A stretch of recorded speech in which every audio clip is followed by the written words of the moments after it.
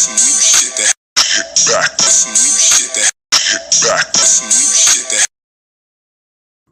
Yo, what's up, man? We back at like a crackhead. This is your boy Ill.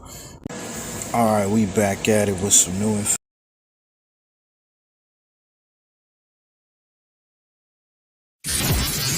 FirstFamRadio.com. FirstFamRadio.com. What up, world? This is Grammy music producer Ryan Ghost Bowser rocking it out with First Fam West Radio and your man's Mr. Illustrator. And on the ones and twos, we got Crazy D. Spin that, man. Keep the tools in the box. The haters wanna stop it. Mom's long like cocaine. I'm a fly human being. Money is the reason. No, it ain't about those games. Tools in the box, the haters wanna stop it. Mom's on like cocaine. Pure white, Peruvian, take flight, ride the wind, long nights, getting it in. Is this the life of a hooligan? Ninjas on the street, they trying to avoid the chalk. Talk it out, maybe after let the haters spark. Gunshots, bury victims in the dirt quick. Circle of death, calling it the worst shift. Mind blown, mind gone. Just took a life he don't care about his own. But this is what the youth talk, turned up. Mommy offered those pills, plus she coked up. Out to celebrate, told it's the last days. Racing, chase away the pain of his lane. Ain't no shame, she peeling off her lace and things. FirstFamRadio.com. FirstFamRadio.com.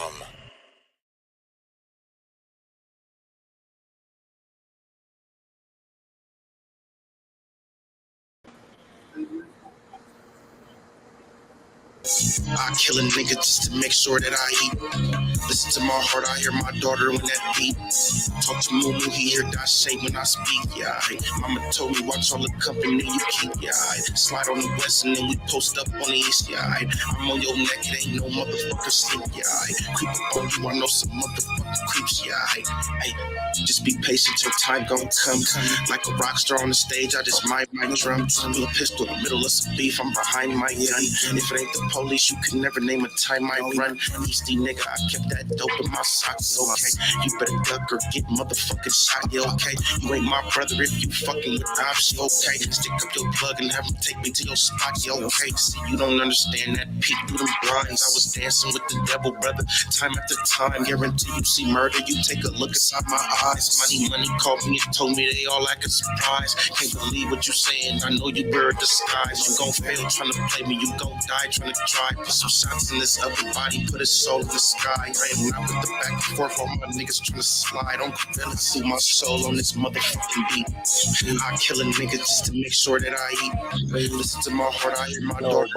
Talk to Moo, he hear that shame when I speak, yeah. Mama told me watch all the company you keep, yeah. Slide on the west and then we post up on the east, yeah. I'm on your neck, it ain't no motherfucking sleep, yeah.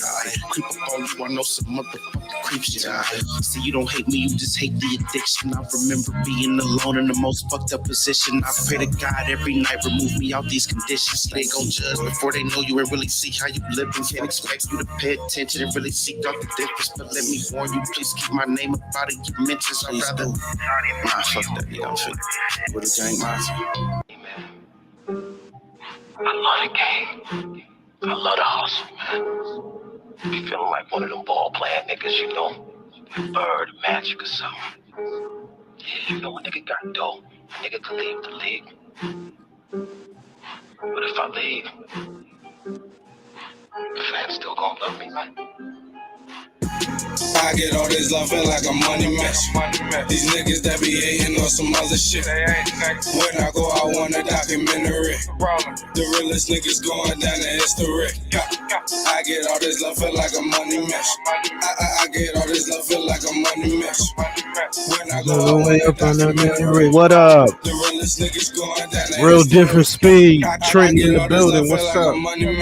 These niggas that be hating on some sucker shit. When I go, I want a documentary.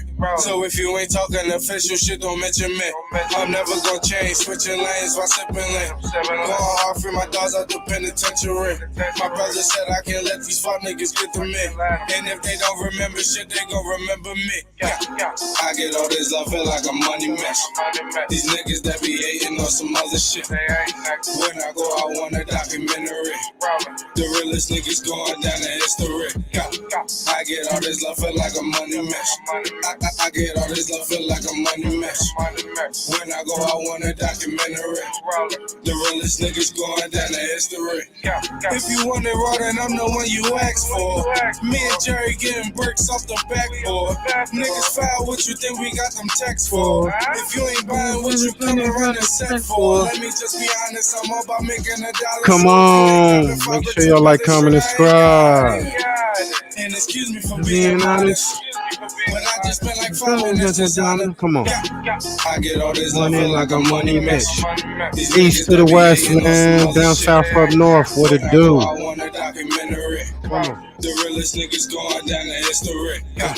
I get all this love, feel like a money mesh. I get all this love, feel like a money mesh. When I go, I want a documentary. The realest niggas going down in history.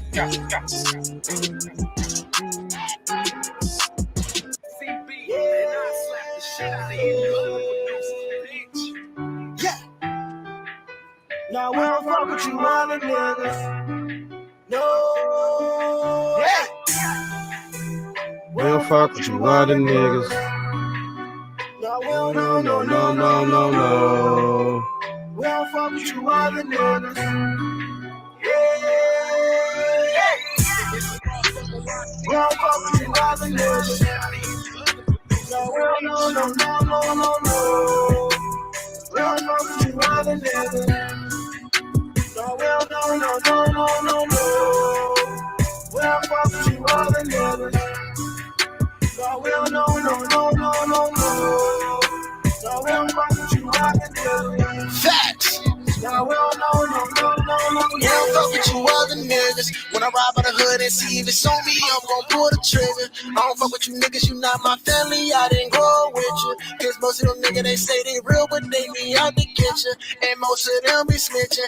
And all I know is the lawyer, the money family. And all I'm trying to do, shade them all with a money tree. And all I know is the money, it grew a part of me. And all my life I've been accustomed to running in these streets, Lord.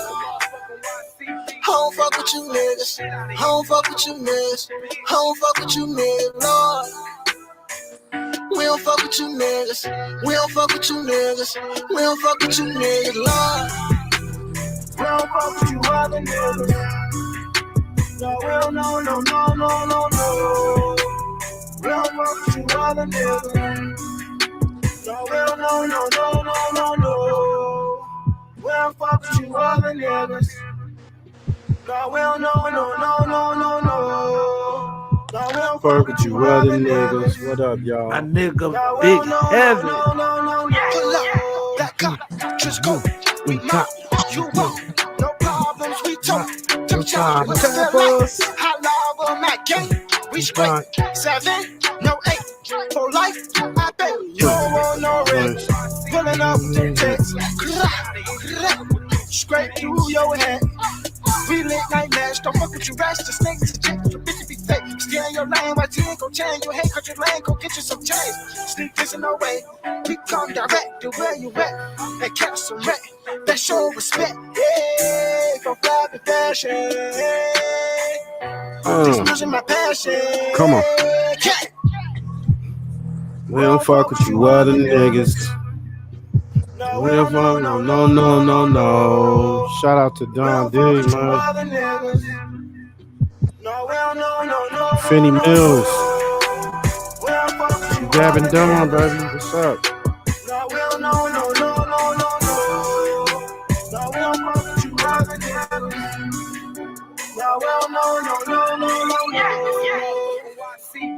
And I slap the shit out of any of you other producers, bitch.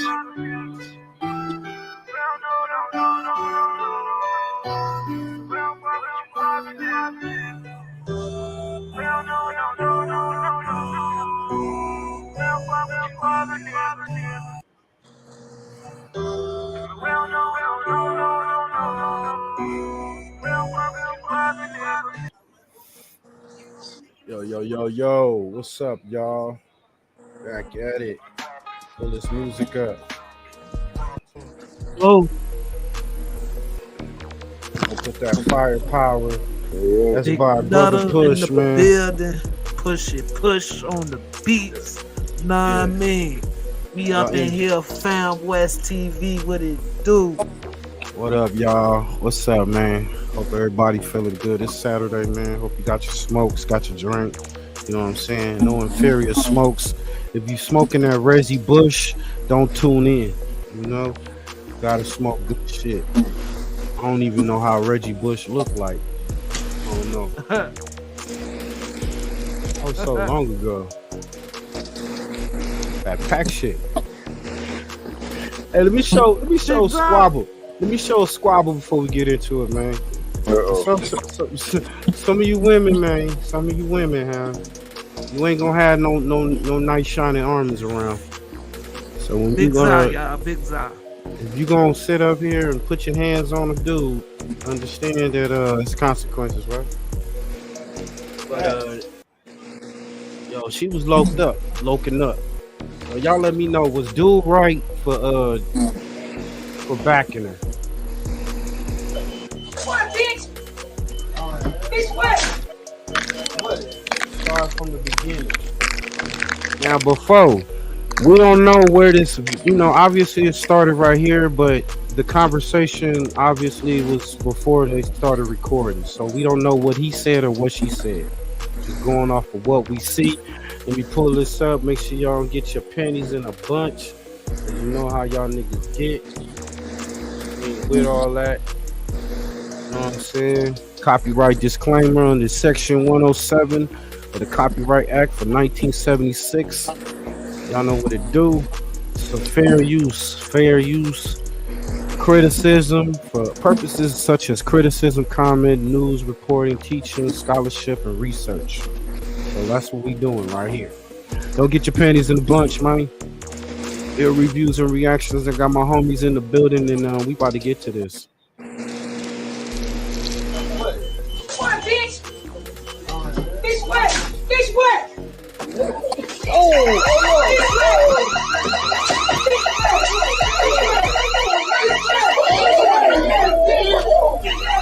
Wow. Now, y'all saw that. If y'all did see it, let me click it back, but Go back. go back a little, man.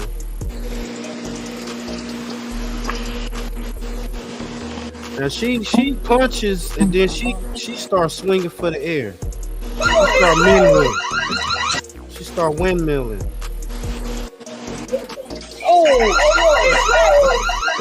What was that? Y'all saw that? Y'all saw that, right? She came out with confidence. You see, she squared up. She got the right fighting stance. The bike was in the way. Yeah, I don't know what that is. I don't know. Pawn shop, smoke shop, hangout spot. I don't know. Maybe they'll go get their Zod there, you know. But she was ready. Gangster. Where's her man at? Bitch, what? Swap meet right there. It's a swap meet.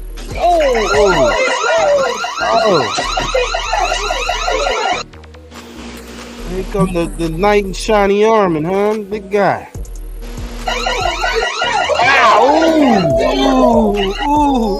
God damn, bruh. Hey, y'all thoughts on that, man? Y'all thoughts on this, man? Could have been ducking and weaving, nigga. Bobbing and weaving. Now, dude, Damn. dude wasn't fast. He wasn't. The fat boy wasn't fast. He had only one of my joints. That's how I do this. Nigga, what's wrong with you hitting her, bro?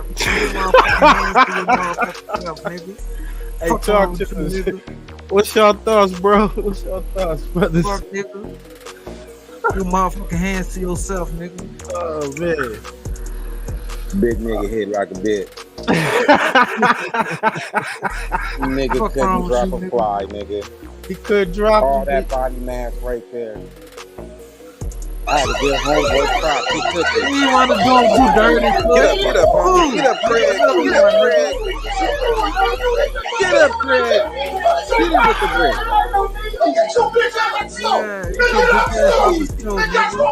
He said, "Why you hitting me? Why you hitting me? Why you hitting me?" Big dude couldn't even explain why he hit me. Get your punk ass out the stove. He said something, or she said something to him. Either way, but she swung first. She swung first. The lady of rage got rage. Lady of rage, huh? What?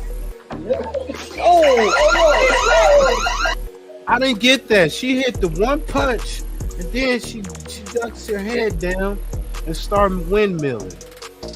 Come on, girl. I thought she was gonna hit him, connect him, like, you know. Right there, right? Yeah, I thought she was gonna poop poop. Yeah, bruh. They call me Flojo, bitch. What's up? Bro, I know she ain't a submissive woman. My motherfucking nigga 6 Dubs in the building. What's up with you, fam? What's up with your 6 Dubs? Oh man, okay. Man, A lot of wild shit going on. Hey, there's some wild shit that came up. I just saw this. Let 6 Dubs see that nigga goddamn do him in again, fam. Okay.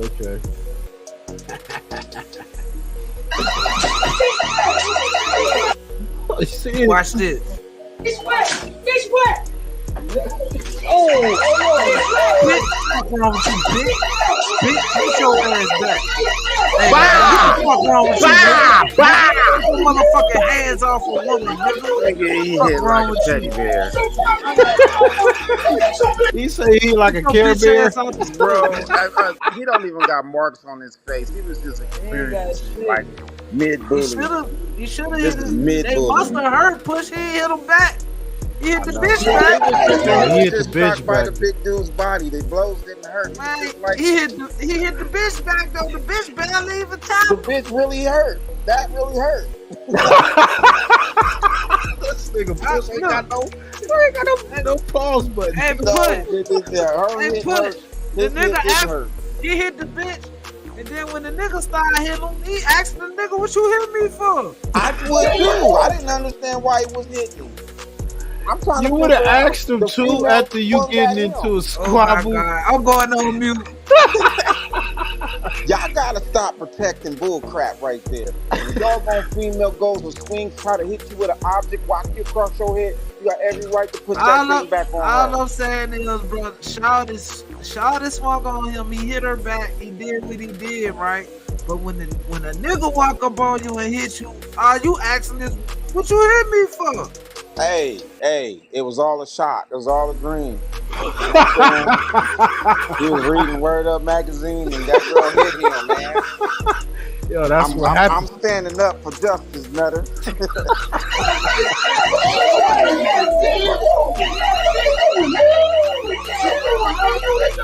Look, he just taking them Jones. Yeah, he not even trying to hit it back. He said, "You hit that woman like that? You hit that woman like that?" You was all What over you the supposed to do bitch. if the But when woman a would have nigga stuck hitting from you, everybody? you ball up. What you balling up for when a nigga hitting you? I know, that's what I'm saying, bro. Get your bitch out of slow. He said she hit me. She Yeah, he did. sound like a little kid. She hit me first. He was the wrong protector, bro. He was the wrong protector. Okay, He so was we got. supposed to kick everybody out. See, Oh. look, I'm like protector. Facts. I am. Yeah, her ass would have got put down my motherfucking store too. But I'm Bitch, just y'all saying, when you a y'all go female outside and fight. Shit. and you knuckle up on a dude, what is the guy supposed to do? She knuckled up on him. She squared up on him. She squared up, and that's the point right there. Okay, big dog, what is you protecting? Trying to get some of that. Trying to get some of that box. He trying to get some of that box. That's what it was. He trying to holler. He trying to holler. You know what I'm saying? Lady of Rage. Lady of Rage. Breaking news: we just had a double shooting at Lafayette Apartments in Richmond. Y'all, Okay. if you from the city, check on your people, man. If they down Ruffin Road. Go check on them, man. Hey, man. Condolences to anybody that got hurt in that, man. You gotta stop all this shooting and killing. Hey, man, what's up with LeBron James, man? Freak off files at Diddy's party got leaked. Hey, man, go check out Noah Jacob TV. Man, Coming with those reactions. Bro, What's I'm up? saying, who What is ordered this? him to put that on? Like, That's you don't have to crazy. be high ranked to tell that nigga to put that on. Like, I want to see you like this, Brian. Bro, I'm trying to say this shit Photoshop. Like, he didn't choose this, bro. Somebody said, I want to see you like this, bro. I want to see you Bro, look, as a but maid. just look at it like he took the picture and everything, bro. Like, what? He was with that. He got this in his files. This is his little cloud. What they call it? The cloud. I don't know, fam. This shit look crazy, bro. Yeah, this shit look wild. Do y'all Right? think this shit Photoshop, AI created, or Yeah, is what this y'all LeBron? think? What Or y'all is this think? LeBron on That's bullshit? El Bronny. El Bronny. He in a French maid suit, y'all. What is up, outfit? What is going on? Yeah. Is this true AI? I don't know. Bro, The But- Benny in the bedroom and everything. role playing? What the fuck going on? Maybe so.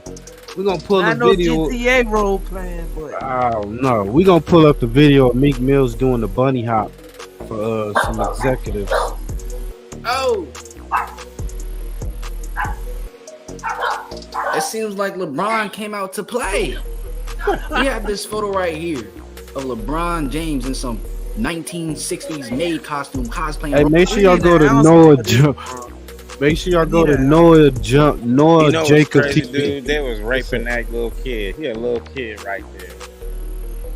He a little Talking about- kid. Talking about He LeBron under right 25. there. Yeah, That he was a in little when he. kid. Look at that body. He a little kid. man, Dude, he's okay. Justin Bieber, man, on the basketball style. What's this going on? And now, I know we live in a day and age where you have to look at a photo and tell if it's AI generated or not. But this one right here is most definitely not looking AI generated.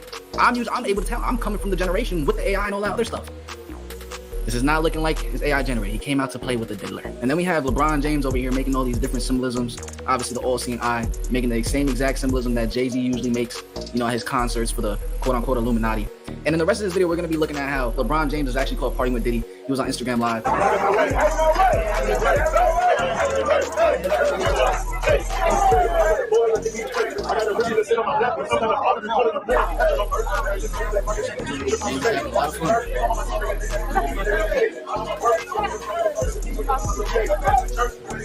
Okay, he a grown man right there. He a grown man.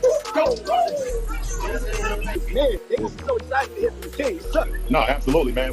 I mean, shout out to all the healthcare workers, not only in Los Angeles, but in your hometown of New York, but all over the world. The commitment, the hours, the pressure that they're dealing with right now. I'll be sure something right there. And making sure that everyone is healthy as can be right now. It's something Bro, that needs this to is be all acknowledged. propaganda What you're doing when you right see now, shit and, like giving that. everybody a life. Man, this is an unbelievable thing, man. Like, hey, everybody know ain't no party like a Diddy party, so. Yeah, that's just up. Yeah. Yo, that's a fact, Push. This dude right here, it's time for him to step down. The Lakers is gonna lose for a while. I gotta tell you. It's time for him to go to jail. What you say, G? I didn't hear that. Say it again. What you I say? said it's time for him to step down from the Lakers, bro, and it's gonna hurt a nigga. We gonna lose for a while, but I'd rather that nigga not be on there, bro. You a diddler. I mean, LeBron Diddler. LeBron Diddler. What is up with you in that shit, bro? You got Meek Mills doing the bunny hop. What's up with that? That's terrible. Meek going through it right now, fam. I need to Meek Mills. It been on Wow. Meek head since the Diddy shit been going on, bro. Meek like, I'm a victim, man. I'm baby Justin. Keep going. Count out loud. Hey, what's up with Count this out nigga? loud. Huh? Do the bunny hop, hop, hop, hop, hop, hop, hop. Keep going. Keep going. All right, Push. Keep Explain going. me this. What kind of ritual is this? Is this the humiliation ritual or what? No, he's a bitch and he's told the hot nigga, like motherfucker coming to America. What he tell that girl to do? Bark like a dog and then what? What he tell her? Say it. Say it. Bark like a dog. Bark like a dog. Go out there while I talk to my daddy. Oh, man. Let's go, That's push. big, nigga. Push on all bullshit.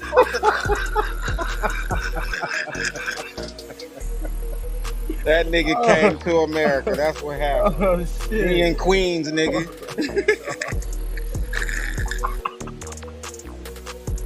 He said bark like a dog. If y'all don't know, this is what coming to America, nigga. Here we go. Here we go, y'all. That's crazy, bro. Am I not all you dreamed I would be? It's Meek Mills. Am I not That's all Meek that Mills you right here. That's the girl, Meek Mills. Ever since I was born, I've been trained to serve you. Yes, I know this, but I would like to know about you. That's Diddy What do you right like? there, Eddie. What kind of music do you like? Whatever kind of Oh music you man, like. See, salute Meek King. like whatever Diddy like. I know what I like. And I know you know what I like because you were trained to know what I like. But I would See, like to know what Diddy, you he like. was For trained. instance, Meek was trained. do you have a favorite food? Yes. Good! What is your favorite food? Whatever KOK, food what you it like. do, what it do. Salute King. Listen, from this moment on, I command you not to obey me. No. That's me. I can't. Are you saying that no matter what I tell you to do, you will do?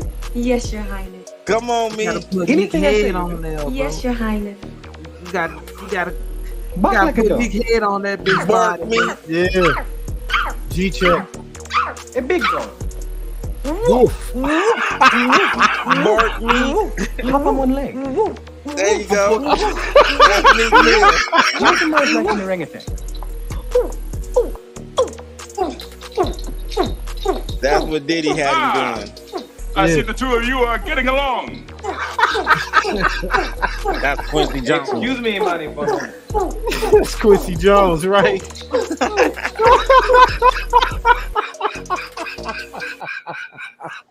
You got your feet in tennis. You got your feet, because you got your feet in tennis. You got your keep going. Count out loud. Count out loud. Huh? Keep going. Keep going. Hop like a bunny. Keep going. Keep going. Hop like a bunny. You suck. Your body up suck. You got your. That nigga came to America. Because you got your feet in tennis. You got your feet. Keep going. Count out loud. Count out loud. Huh? Keep going. Keep going. I let you know. Keep going. Get pumped. Keep going. Don't cheat your body hops. They suck. Your body hops suck. That is Nigga crazy. said your bunny hops up, nigga. Bunny hops up, boy. Hey, what's up, King Son? Man, you doing it, man. You deserve it, Daddy. You putting in that work. Proud of you. I love you. Yeah. That daddy shit, bro. That shit flimsy. We're Yaggy as hell. Oh shit. Keep calling Hey. niggas daddy. Get the fuck on. What's up with I that? would have had to tell Puff, get the fuck away from me with that shit, man. Hell yeah. He was Call me bunny no hopping. fucking daddy, nigga. And then you say that shit so zesty. Yeah. You doing your thing, daddy. Get your zesty ass the fuck on, man. Right. That is terrible. Yeah, that's a wild one, man. Hey, so a lot of people that came across Diddy done had their dealings. You got Craig Mack, if y'all don't remember, man, back in the day. Craig Mack is the reason why Bad Boy even exists. You know, so I'm gonna play this. Craig Mack pretty much go in on Diddy. Said Diddy tried to pop him. He almost had to kill Pop Diddy. Some wild shit right here. And him and Biggie didn't even get along. If y'all didn't know about that, they didn't get along. Biggie even dissed him on his own record.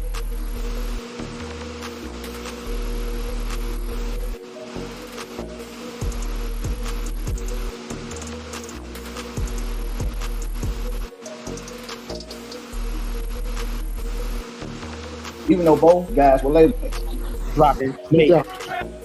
Hey, salute to the MN channel, man. Make sure y'all subscribe to the channel, hit that like button. Y'all know what to do. We show love around here.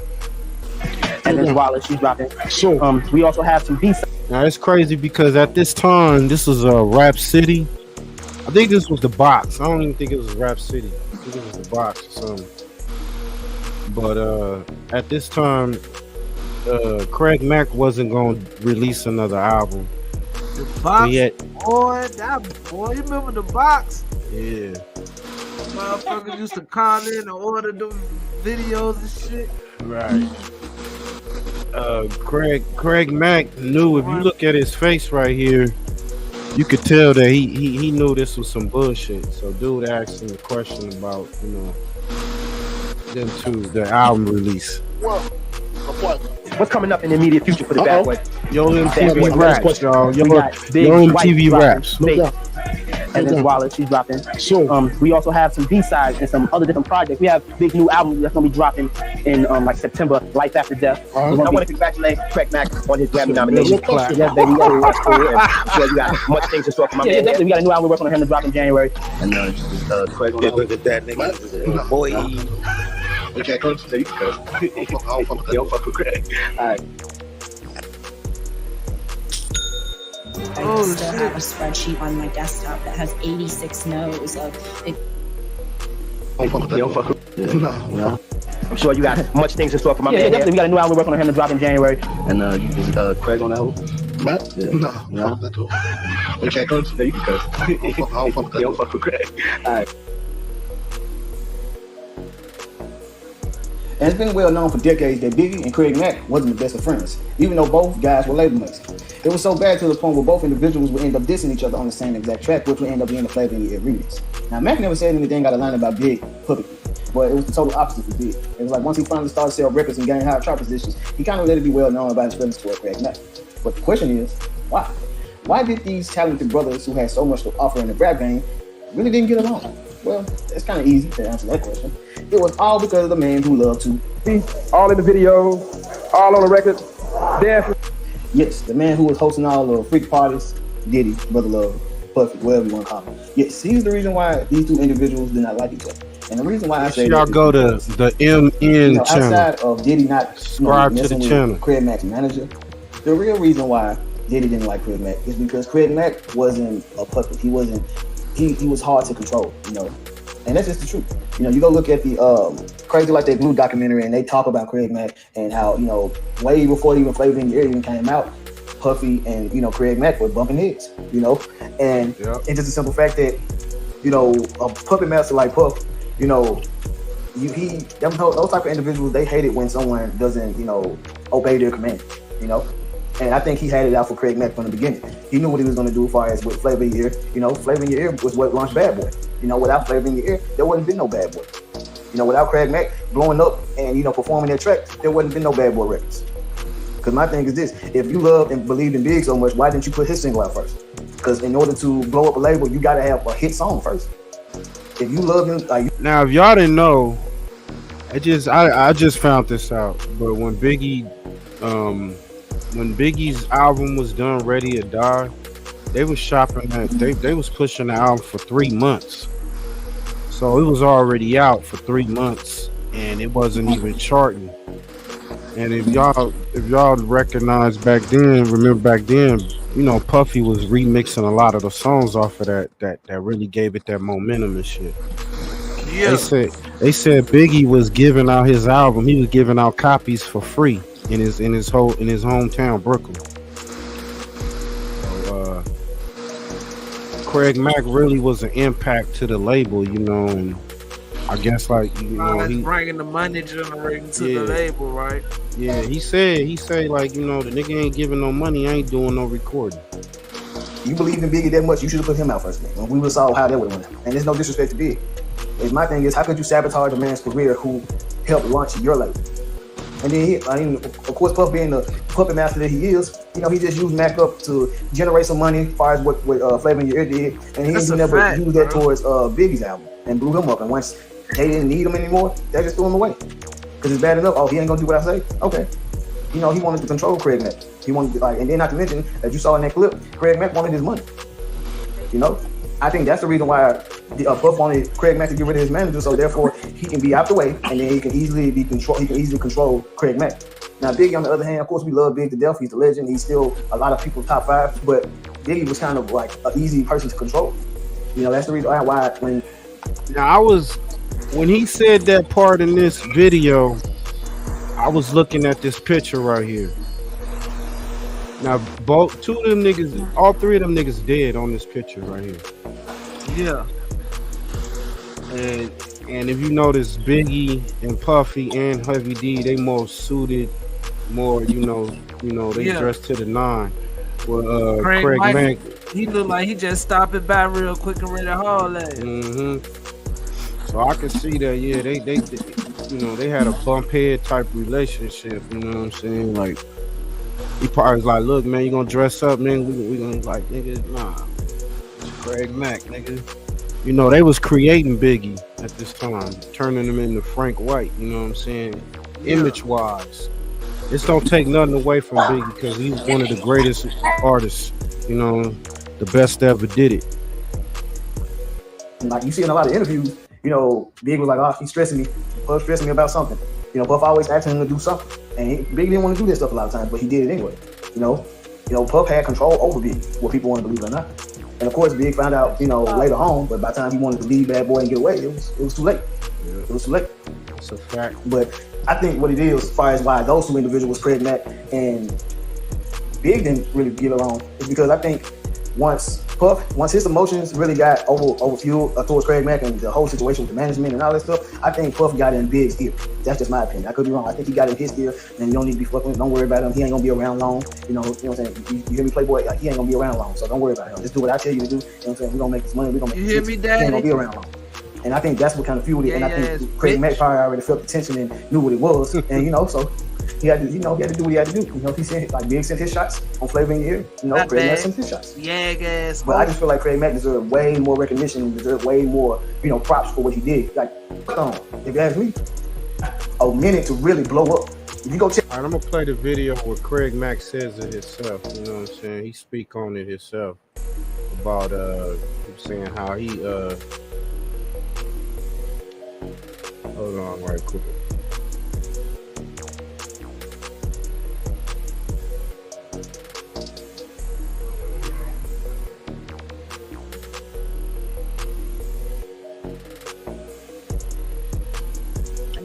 Now all that money weird as a motherfucker.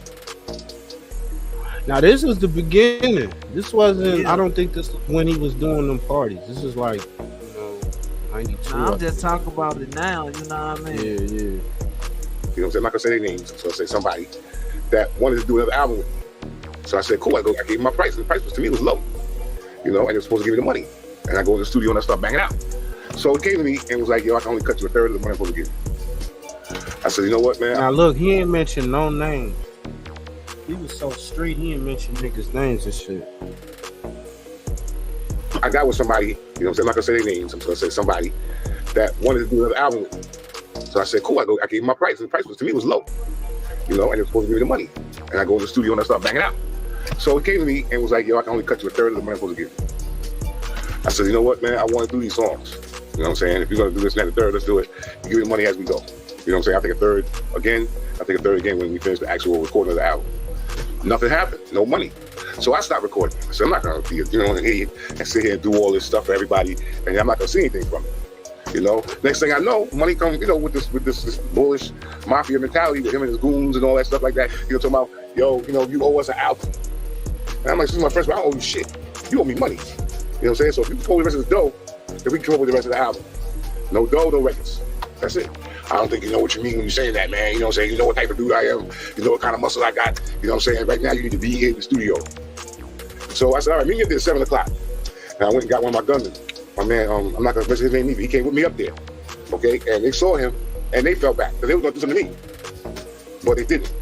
So we talked about it, came to definite, look, no cash, no record. I'm not going to be sitting here going in the studio all night, every night, busting my ass, and I ain't seeing nothing from it. And you're making me feel like, even if you did have the rest of that cash, us taking it to the next level is going to be a problem because it's going to be money problems. I can see it already. So I caught a couple of threats, a couple of passers by in the street and everything else. I caught a couple of threats. And I was sitting there, I was going to pick up my sister from work. And I'm in her car, I was driving her car to go pick her up from work. And I just was sitting in the chair and I was like, God, I'm so tired of everything that's going on. I was in my sister, I called my sister because we've known each other for so long, you know what I'm saying? It's like brother and sister, you know. But I was in my sister's car and I had a gun in my lap. And I'm sitting there, I'm talking to God, I'm like, Lord, I don't want to do this. But if it comes to getting ugly where somebody's trying to kill me, I'm going to have to do something first. So knock a nigga off. You know what I'm saying? And I was like, I'm frustrated. I really need your advice and your love right now. And I started flipping around the radio station, 660 AM or FM, one of the stations where the Supreme team used to be on. Early in the morning, the dudes from Upper Hempstead would have that joint blasting. You know, so I was looking for that. And when I turned the station, all this gospel music came on. And it was a song I've never heard before in my life ever, but I knew that it was God talking to me. You know what I'm saying? Because of the way it made me feel emotionally. I broke down, started crying all over the place in the car. And I'm sorry. I was thinking about trying to do this to somebody because it was really in my heart to kill him. You know what I'm saying? I was going to do it. But I knew in my conscience also that that's not the right thing you're supposed to be doing. There are, in my opinion. Wow, y'all. Nigga, too bad the Diggler didn't feel that. Nigga, come on, man. The Diggler didn't feel your God. That nigga killed him. Allegedly, huh? I'm going to knock that nigga down, you heard? Yeah, that's some cold piece right there, because that's to be the problem sometimes with religion, bro. It make you turn the other cheek and you should have been straight on it. You know, that whole turn the other cheek, you dealing with a gangster and you turn the cheek. I mean, yeah, this dude might get it in the afterlife, but I'm just saying you could have sent him first. Well, check this out, man. Along with this case with Diddy or Diddler or whatever we want to call her, no Diddy, Diddler. It's been rumors that Puffy brought Biggie to LA on purpose. You know, not just for that, for him to get out there with, but put him on purpose for him to get unalive. You know, he knew about the unalive. Gene Deal has gone on record and said that, you know, he's overheard conversations where Diddler has said, I don't care if Pac die, Big die, and Shug go to jail. I'm trying to get to this bag. Basically, I'm paraphrasing. Let's get to this shit, man. Shout out to the Art of Dialogue. Y'all go on that channel, like, comment, subscribe, run them numbers up. You know Pac just got killed. It ain't no kind of business Big was doing. Big couldn't even walk. He couldn't run. Why the hell would you rent studio time in LA for him to finish your album when in fact you got your own studio, Daddy's house? Let's keep it buck. Let's stop this bullshit, man. Let's stop doing these interviews, man, about this shit. Because people ain't getting it. He did not want the beef with the Crips. Puff ain't want the beef with the Dog Pound, Snoop them or whatever. Big started that beef. You understand what I'm saying?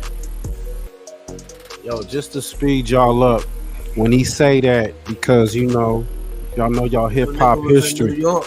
And when they was in New York doing the New York behind scenes, shot up. Big went on the air and was like, "What's up, New York? Y'all got the Dog Pound out here doing the videos." I'm paraphrasing, but I guess it startled some niggas where they was like, "Fuck that." Blah, ta, ta, ta, ta, pop, pop, you know? Luckily, nobody got hurt. So this shit was real, my nigga. Puff ain't want none of that beef. So what I'm going to do is, Y'all want the sheep? I'm gonna put them out the pasture. Allegedly. Catch him if you can. If you the wolf in, if you got that wolf in you, catch him if you can. Why in the hell you would put your man in a situation by sending him to Cali to work on your album? When you know, not his Nimitz, but your Nimitz was just murdered by niggas that you was running with. Why would you do that? Oh, they just wanted to do business. Business my ass, man. No homo. Because you know how some of these niggas out here be thinking, right? They hear that. Keep it real, man. Why is he out there working on Puff album when you got the Hit Factory? You got Daddy's house. You got the place where Tupac was shot at. Quad Studio. There's plenty of places Big could have been. Why the West Coast?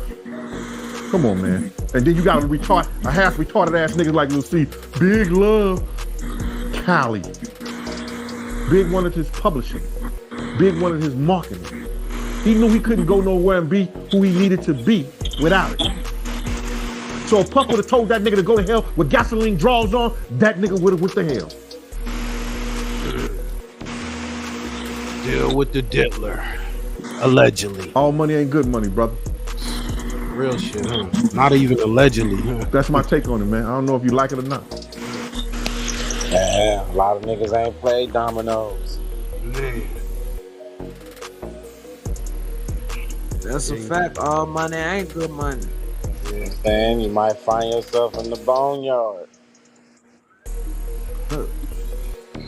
Matt, nigga straight drop. Right.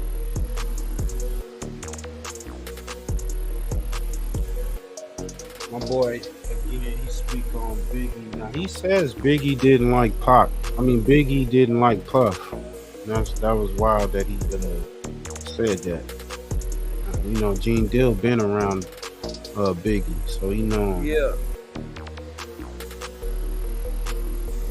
And they had a real big beat behind them. And Craig wasn't getting rid of his manager. That's the dude that been with him for a long time. So they said, yo, listen, man, I'm not changing my manager just because you want to. Because Craig wanted his money for his music. So Puff said, yo, I ain't fucking with that kid no more. Not at all. I was right there when he said that. Told Craig Mack, you don't change your manager? I ain't fucking with you. And it got to a point where Biggie, he had a problem with Craig Mack too, right? What was the issue he had with Craig Mack? Because I seen an interview that Biggie did with Little Siege, right? And he said that he didn't fuck with Craig Mack in that interview. I never understood that, man. Because Craig Mack at the time was hotter than Big. I said this before. If it wasn't for Craig Mack song, Big, you gotta realize Ready to Die was out for 6 months and it wasn't doing no numbers. 6 months, y'all. When Big got on that remix on Craig Mack's song, and he went first on Craig Mack's song. When he did that remix, then it started looking up for him. But Big from Brooklyn. You understand? If you wasn't from Brooklyn, Big really wasn't fucking with you on the for real, for real. And it's been said that Craig Mack, he was going to Death Row, right? How did Biggie and Puffy feel about that? Because at that time, they was beefing with Death Row, Suge Knight and Tupac. So, you know, so how did they feel about that? Once they get into him, knowing that he was about to sign with Death Row? Now, I didn't hear anything about that, but I knew that Craig Mack was going to sign to Death Row. He was going to be their first artist on Death Row East. Yeah, he was coming in there with Eric B. Eric B and Big D was going to run that label. You understand what I'm saying? So Craig Mack was going to be their first artist. He was supposed to be performing that night at, I think it's 662? Yeah, Club 662 in Vegas. Yeah, Club 662 in Vegas, the night Pac got killed. Craig Mack was supposed to be performing at that club that night. And that was going to set out the Death Row East shit. See, what people don't understand, man, there was people that was trying to stop this whole shit before it got to that point, because I guess they realized, yo, listen to me, man, somebody going to die behind this shit. You understand? So they tried to have that meeting, and I talked about that meeting before, where the people who was running Death Row East wanted to talk to Bad Boy, and they needed a representative, and Puff wouldn't come to the table with him. Man, Craig Mack went to his grave mad at Bad Boy.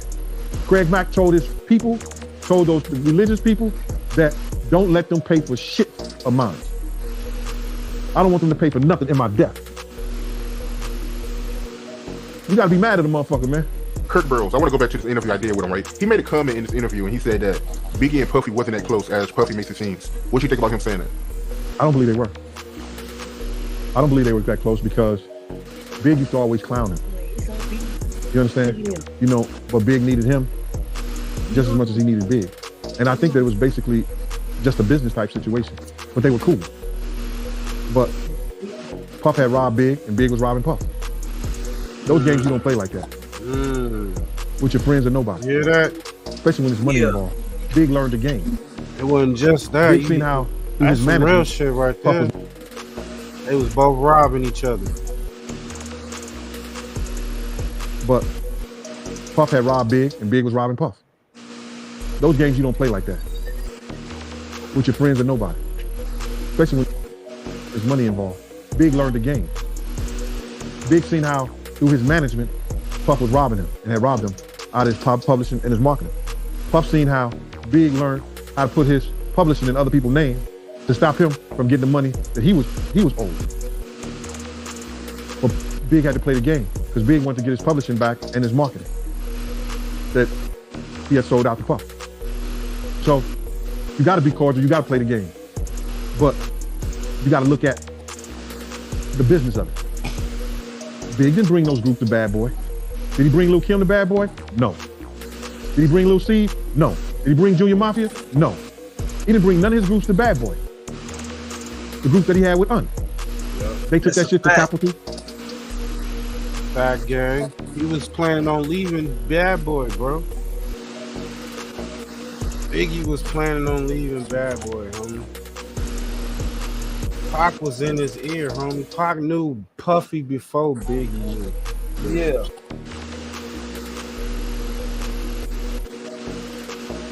You wanna tell me he didn't talk to that nigga and say, man, you know what this nigga doing, right? And got that freaking shit. Nigga's a freak, nigga. Nigga was trying to fuck Kim and nigga. Come on, man. Biggie like, huh. It was all a dream. Man,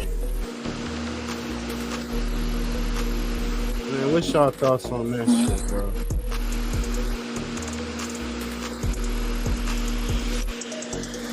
Bro, I guarantee you. See, Gene, he sounds like the ghost that saw everything. But my nigga hands was in everything. You know what I'm saying? I'm pretty sure you was pushing some people around. You know what I'm saying? Kim seen that gun on you and you made sure Kim saw it. You know what I'm saying? Like, he ain't no saint, bro. Hell no. He just, they ain't after him. But they may ask him to testify. Well, he telling everything, so he might have to. He already snitching. Right. He pre-snitching.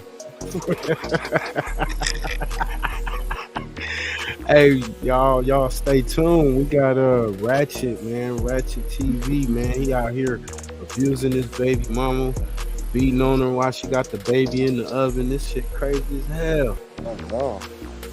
With the baby in the oven. What the hell? Well, you know, like baby in the tummy. Oh, okay. Oh, bro. I'm like, what the? I beat the girl too. She had the baby in the oven. Hey, push your ass. I'm going back on mute. Oh shit, yeah. Push crazy, bro. Yeah, that's my nigga, man. That's my brother. Hey, Puffy out here doing the most, man. They say he was out here. Ratchet is a habitual woman deal, bro. Yeah. They say your boy out here beat not only getting niggas out they dough, but he out here blowing up niggas' cars and shit. It's all allegedly, man. It's all allegedly. Speak on this shit, man. Allegedly, Puff Daddy involvement in blowing up Kid Cudi's car. Over Arson in the paperwork. in the paperwork. Yeah, it's definitely an indictment. So let's get to this. He's charged with racketeering conspiracy. Basically, there was an agreement between him and others to operate a criminal enterprise that engaged in a pattern of illegal activity, and that for years, Combs threatened and abused women.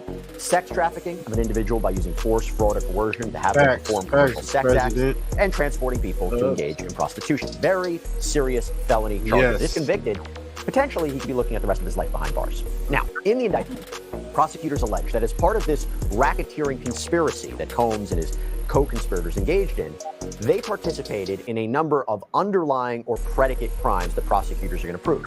Forced labor, sex trafficking, kidnapping, violent acts. $5. That is all it takes to make a difference in this election. Shut up. To assert control to further the criminal enterprise. In fact, the indictment reads, when employees, witnesses to his abuse, or others threaten Combs' authority or reputation, Combs and members and associates of the enterprise engaged in acts of violence, threats of financial and reputational harm, and verbal abuse. These acts of violence included kidnapping and arson. And that is what I want to focus on right now, the arson idea. So, in a racketeering charge, prosecutors have to prove, as I mentioned, these underlying crimes, at least 2 predicate underlying crimes. And here, arson is defined under the California Penal Code as a person is guilty of arson when he or she willfully and maliciously sets fire to, or burns or causes to be burned, or who aids, counsels, or procures the burning of any structure, forest land, or property. Now, who could this be in reference to, right? Which arson is this about? Well, going back to Cassandra Ventura's lawsuit, and remember, Combs' ex-girlfriend, who initially sued him for sexual assault, battery, sex trafficking back in November 2023, started this whole ball rolling. She alleged in her lawsuit, quote, in 2011, during a rough patch in a relationship with Sean Combs, she ended up having a relationship with rapper and Grammy Award-winning artist Kid Cudi, real name Scott Mescudi. And then she alleged, quote, Mr. Combs found Miss Ventura's phone and found emails between her and Kid Cudi. Mr. Combs became enraged and proceeded to place a manual corkscrew between his fingers and lunged at Miss Ventura. Miss Ventura ran away to stay at Kid Cudi's home to escape Mr. Combs' wrath. Soon thereafter, one of Mr. Combs' staff members told Miss Ventura that he needed to just talk to, even though Mr. Combs was enraged. Feeling like she could not escape Mr. Combs and his network of enforcers, Miss Ventura returned to Mr. Combs. He hit her several times and then kicked her in the back as she tried to run out of the door. The following year, she claimed, quote, Mr. Combs told Miss Ventura that he was going to blow up Kid Cudi's car and that he wanted to ensure that Kid Cudi was home with his friends when it happened. Around that time, Kid Cudi's car exploded in his driveway. So now we have that allegation, and we have the mention of arson in the indictment. But then we go to the government's bail letter that they filed with the court. They were advocating that Combs be denied bail. Put the horse head in your bed type shit. Damn. You think I'm playing with you, boy? I'll blow that nigga shit up, nigga. He at home right now? Kaboom, bitch. Look out your front door, bitch. God damn. What's up with you, Diddy? You out here mafia style on some niggas, man. He has been twice. And they allege, quote, in the early morning hours of December 22nd, 2011, the defendant and a co-conspirator kidnapped an individual at gunpoint to facilitate breaking into and entering the residence of Individual 1. By the way, Individual 1 is not named, but we'll get to that. Multiple witnesses would testify at trial to the events surrounding the kidnapping and break-in, the latter of which is corroborated by police reports and other records. Approximately 2 weeks later, the defendant's co-conspirators set fire to Individual 1's vehicle by slicing open the car's convertible top and dropping a Molotov cocktail inside the interior. Police and fire department extensively document the arson and conclude that the fire was intentionally set. Man, that's some multiple witnesses would also shit. testify to the defendant bragging about his role in destroying Individual 1's car. Hence, why referencing Kid Cudi. This echoes Ventura and the indictment. Actually, I should say that while this mirrors Ventura's description of events, she said this happened slightly later than when prosecutors say it happened, about a month or so difference, but putting that to the side, Kid Cudi actually responded to Ventura's claims in the lawsuit. His representatives told the New York Times back in November when the suit was filed, this is all true. Mark Agnafilo, a lawyer for Mr. Combs, said there was no allegation that Mr. Combs was involved in these actions or directed anyone else to take them. It's clear the government doesn't know who set fire to the vehicle or how it relates to Mr. Combs, who denies any involvement. Hey, by the way, thank you so much for coming to us for our Sean Combs coverage. We really, really appreciate it. We don't take it. Bro, I'm saying, how did the dude have time to put a bomb on your car? Come on, Diddy? Yeah. I'm not saying he did it himself. I'm just saying, that's like government, bro. Like, I'm gonna call you and then blow up your car. Nigga, you know how many car bombs that go off in New York, nigga? I don't know. His text said party when the junk blew up. I didn't know cars blew up regularly in New York. I don't know if it, I mean, back in the day, yeah, they That were doing nigga that Kid shit. Cudi checked his phone. The text from Diddy said, I don't even know if it was in New York. bro. I don't even know if it was in New York, but this that is shit all probably alleged. was- That's crazy. Yeah. Hell, I know IEDs in Iraq and your car get blown up. Hey, but you can make, you know, allegedly you can make those type of things fairly out of anything and whatnot. And we didn't see it, so we don't know if it to be true. This is all alleged, y'all. We put that up. It's all alleged. You know what I'm saying? Well, I guess this guy's an investigator. He gonna speak a little bit on that, but we're gonna get to the next thing, which is crazy. Diddy out here on some mafia shit, though. Is kind of the groundwork for fire investigators. So we have now a guideline to begin our investigation. At that point, you look at the fire, you look at burn patterns, you collect evidence, maybe even evaluate whether or not an accelerant such as gasoline or acetone or something is used to accelerate the fire. And then you might look for devices. You might look for Molotov cocktails, as you mentioned earlier. But that process is the investigative Put that in the gas scene tank. examination process. And then you have to take that information you gathered and you develop your hypothesis on how that incident may have occurred. So outside of that, then you start collecting information from interviews, from video footage that might be at or near the fire incident. And then you might collect things like fingerprints or something that would leave maybe DNA or something like that, something that would connect the crime to a person. So when I mentioned in this case that the government has these fire records and they felt pretty confident to show what they pertained to show, what would these fire records show to a jury if they're presented in a court of law? Well, just as I had mentioned, the records would identify the process of which they conducted their investigation. In a courtroom, attorneys understand the guidelines for fire investigation. So if their case is weak or if they're feeling a little bit threatened by the progress of prosecution, then they stop stuffing sopping wet.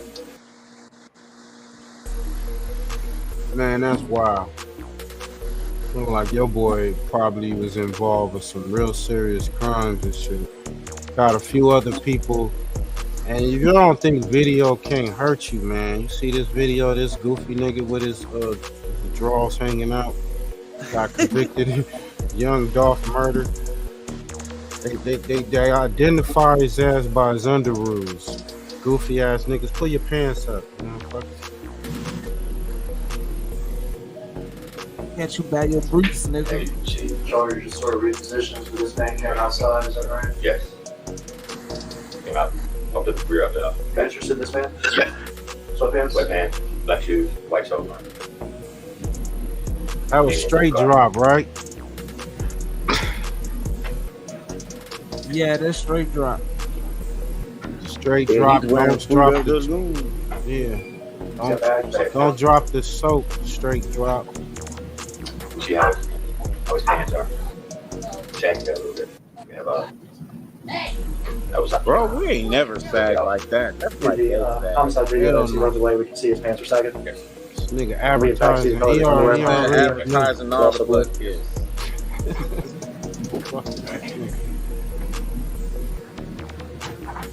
He might was supposed to get caught. That dude is about to meet Nasty Nate. He's gonna meet Nasty Nate, and he needed some of that baby oil. And Fleece John. So, you know, he didn't do. He did not do this. He doesn't have. Oh my God! Look at all that baby oil. He didn't do this. He didn't have all these bottles of baby oil for nothing. And we'll fight every day until we don't have to fight anymore. That means when he's out of money. He's not afraid of the charges. There's nothing that the government. Okay, that's just dumb. He's not afraid of the charges. Wouldn't you be afraid of the charges? Where are you? You're in fucking Rikers Island. We gotta wait to see when he go to court. They just executed search warrants. They've got obliterated serial numbers on firearms. They've got videos and baby oil. You know what he needs is somebody to tell him what the truth is. You are absolutely. Baby oil ain't illegal. You're going to prison for the good portion of the rest of your life. I guarantee you, they've offered immunity to the people around him so that they testify. And separate from the freak-offs, Holmes, among other things, hit, kick, threw objects at, and dragged victims at times by their hair. Say that again, Nutter.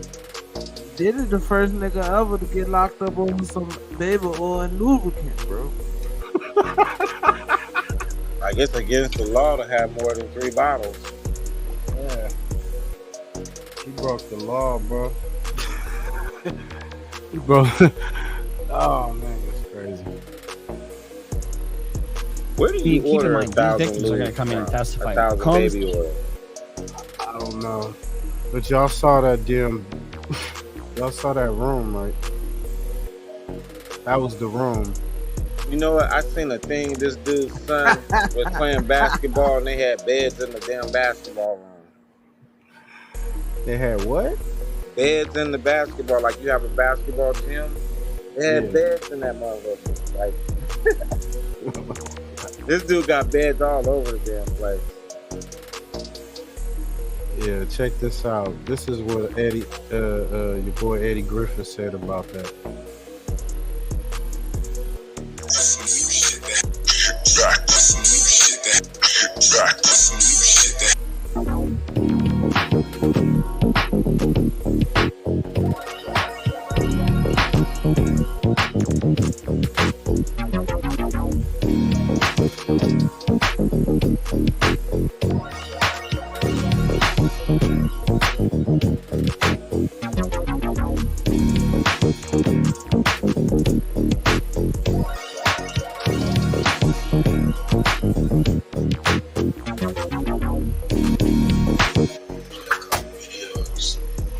My reactions on these views and reactions. Let's get to it, man. So, U.S. rappers accused of murder. Gangster. More than 1,000 bottles altogether. God damn. This motherfucker had more lube than they got at Costco. I mean, what the hell? 1,000 bottles of baby oil. He like his ass is well greased and glistening in the moonlight. This is ashy. There's no ashy booties in the puppy party. Grease this fucker down, oil him down, and rinse it off. It's got little chocolate chips and cocoa bears. Yeah, clean that up and grease it. I got 1,000 bottles. Grease it. Bathtub up with baby oil and dip it. No ashy cheeks in that crib. They was dipped in hot baby oil. I wonder, where's Jigga? Anybody seen Jigga? Jigga, my nigga. Everybody seen it? He didn't move quick enough. Now Russell got the hell out. That nigga's on the island somewhere, just doing something. The Diggler, he ain't gonna make it, Joe. Yeah, it's my prediction. I predicted that he was going to jail before they took him. But anyway, he ain't gonna live. I'd be surprised if he lived past the end of September, because he is a dead man walking. Every record label, motherfucking executive, and the motherfuckers in Black Rock or whatever fucking corporation that is, they got money offering. First motherfucker to kill their son is $100 million to your favorite family member's bank account, offshore, overseas, untraceable. 6 banks that way. This nigga ain't gonna make it, and it's gonna be the end of the story, because we all waiting on the other names involved. You ain't gonna hear them. Guarantee you ain't gonna hear them.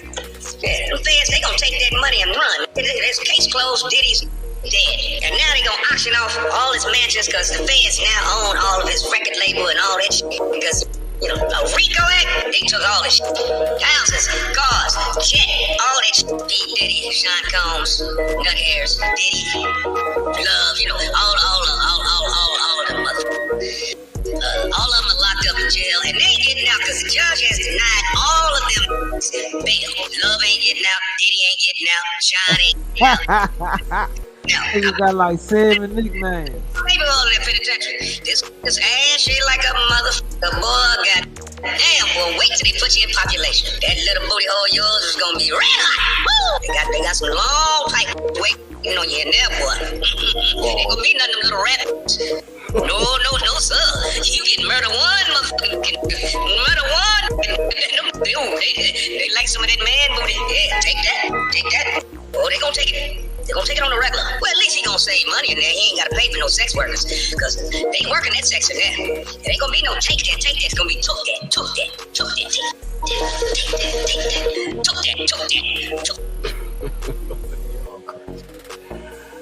Hey, man, amen. So they asked the question, what's up with Jay-Z, man? I wonder how his kids probably mad as a bitch to him of this shit, bro. Hell yeah. A lot of people, like he said, it's a lot of lists, a lot of people on that list. Yeah. Jaguar exposes that type of shit. A list of Hollywood men that's on that Diddy allegedly slept with. I mean, you can sleep with whoever the fuck you want to sleep with, but I think him having tapes of this shit, that these powerful men in compromising position, wild shit on some other legs in the air, dumbass. Come on, oh shit! Hey, see, little man, by their heads and shit. All right, man. Here you go. Come on, and the power of the Lord compels you. Woke up this morning, got up out of my bed. I looked around, this is what I said. Thank you, Lord, for another day. All the blessings just in my way. In the name of the Lord, let's go. Salute royalty. Salute royalty. Diddy God shit. He definitely. And his management was backing him up. But it wasn't until Usher took over management and had guardianship and gave temporary guardianship to the Diddler for 48 hours. Think about that. Jaguar Wright claims that Jay-Z, a mogul in his own right, is closely linked to Diddy. According to her, Jay-Z might be involved in similar activities. The acceptable monster at this time, like R. Kelly was the last time I sat on this couch. So who's next? Y'all don't see the lineup? Yeah, we see the lineup. I'm just waiting to see who's next. Jay-Z is setting Diddy up. Why is everyone having such a hard time? He ain't doing different. He lined up D. Haven, stole his life and identity. He lined up Big L, stole his life and identity. He lined up Dame Dash, stole his life, identity, and took his love. Lined up R. Kelly. He wants to be the one. And shout out D. Haven. He actually hit us up, wanted to tell this story. You need to talk to D. Haven. We need to talk to him. I told you that last year when I put you on the phone with him. You did. I want you to think about this. Allegedly, Sean Carter is responsible for enacting Hype Williams to put Aaliyah on a faulty plane to move her out the way as punishment for rejecting him, and so he could level up Beyonce, who was struggling. Let's just say allegedly that happened. Now I want you to think about 106th and Park with Mary J. Blige. Free, who was a victim of Sean Carter. Yeah. Mary J. Blige, who was a victim of Sean Combs, are sitting there talking about the death of Aaliyah amongst each other. Think about that. You got a Diddy victim, you got a Jay-Z victim, and you got a... Shout out to Street Stars, man. Shout out to Street Stars, man. Superstar gone. They know what happened. And Amazon hates this, but there's nothing they can do to stop it. There's a new electric lighter out there, and it's got the firepower. Compromise their position, though. They had to sit there and have that conversation like they didn't know who did it. Think of the power of that moment. Think about Claudia Jordan right now. Claudia Jordan don't ever mention name. She mentioned it yesterday. Talking about why people are afraid to come forward. You mean like you? You was Diddy girl. Corey was Jay-Z girl. Why don't you claim your friend? Wright claims that both Snoop Dogg and Diddy have allegedly harmed people who stand in their way. The suggestion here is that both stars have a history of intimidating or silencing individuals to maintain their positions in the industry. Jaguar Wright also gives a shout out to talk show host Wendy Williams for bringing attention to the concept of homo thugs in Hollywood, a term Williams used to refer to closeted gay men who maintain hyper-masculine personas in public. Was Wendy Williams ahead of the curve in exposing these secrets? Jaguar Wright claims that Usher's loyalty to Diddy is unquestionable and suggests that Usher brought Justin Bieber into Diddy's inner circle. Justin Bieber had unsettling experiences with Diddy when he was younger. The footage resurfacing recently shows Bieber and Diddy at a party, which has raised significant concerns about the nature of their relationship. It was hard for me being that young and being in the industry and not knowing where to turn, and everyone, telling me they love me and, just turn their back on you in a second. But yeah, just protecting those moments because people take for granted encounters, and I just want to protect her, Go through anything I went through. I don't wish that upon anybody. Do you realize how important your story is? Every time I have a conversation with someone who's been through this unique type of experience, I'm just searching for some kind of truth that can help. I commend you for going there and asking the tough questions and the things that people don't want to talk about, and they don't want to go there because it's revealing. LeBron James famously said, "Ain't no party like a Diddy party," which Jaguar Wright interprets as an indication of LeBron's involvement in...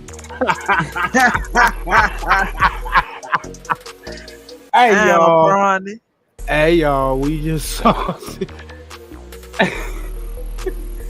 We just saw that nigga say that shit too. Didn't we just see your boy LeBron in the he's in that wannabe birthday? Wow. And throwing up the Illuminati symbols and shit.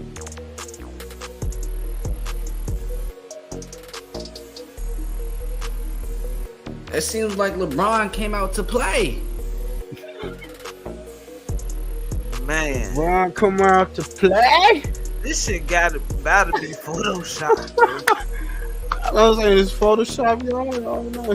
Tell me. Yeah, something, bro. I'm gonna take royalties comment off. Let's see. This shit wild, man.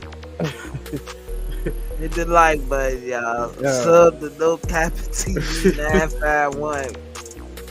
Oh man. Yeah, man. What's up, y'all? What y'all think? Y'all tell me. Fam West TV. What's up? You know what I'm saying? Shit, I didn't put it on the motherfucking internet. What you think, Push? Brother Push, is that just, is he role playing? Is that some... I don't know.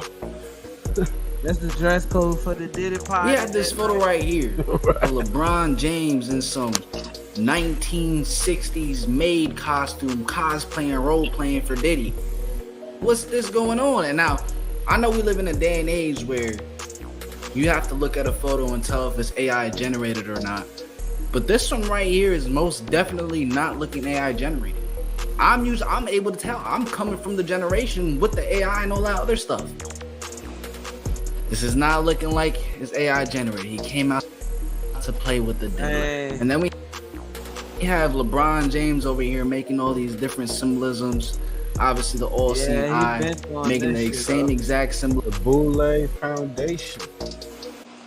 We got Brother Push in the building, so y'all keep the thinking caps on, man. Definitely at the end of the show, before the show's over, we're gonna take down the trip.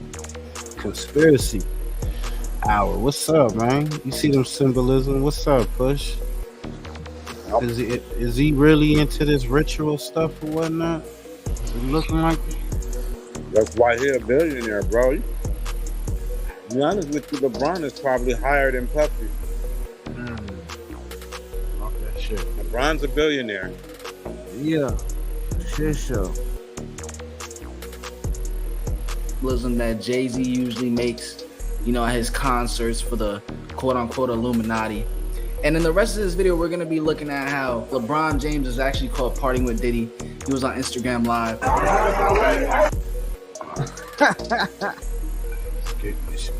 Woogie, he was getting his boogie on. Party. Oh, hey, everybody know ain't no party like a Diddy party, so yeah.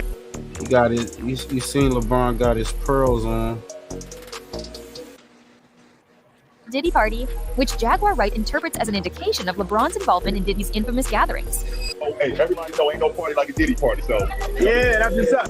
Yeah. Conservative commentator Candace Owens has also commented on the names associated with Diddy, including Jay-Z, Kanye West, and LeBron James. Owens claims these celebrities are part of a larger network that controls the entertainment industry. Listen to who Candace Owens just exposed as an attendee of P. Diddy parties. It seems to be that it is all falling down in Hollywood. There are tons of people who should be called out, people who weren't young like Justin Bieber, people like LeBron James, who has been outwardly speaking about how great Diddy parties are, traveling around with Diddy. This person is supposed to be the king. I'm waiting for the king to come out and to condemn this, to condemn what we all know now is a reality. Kanye West has been vocal about what he perceives as the control certain figures have over the entertainment industry. How much power does Diddy actually hold? One of the more shocking claims comes from the late Kim Porter, who reportedly found disturbing footage involving Diddy and young boys, including Justin Bieber. Diddy had something to do with her death. In the book, Porter allegedly recounts discovering and making copies of the tapes that Diddy made of himself having with young boys that he was managing, including an alleged tape involving an 18-year-old pop star who went on to become a household name. Porter alleges that when she discovered those videotapes of Sean and his encounters in the bedroom in this vault, she made copies of them as protection for herself. Realized that this is a very dangerous situation. I'm going to make copies for protection for myself and include. I am shocked. Finally, a new alternative that makes liquid makeup obsolete. Women over 40 did it as a part of her plan to leave him. But the memoir says that when she watched back the tapes, she was so shocked because there were things, quote, some of the tapes had things I would have never expected.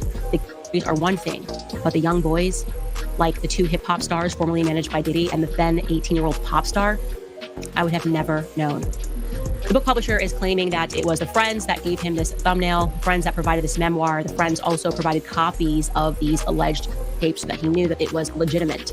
And the final entry of the memoir from Kim Porter, before she mysteriously got pneumonia and didn't survive it as a 47-year-old, is her dramatically telling her friends, quote, he got me, and then calling 911.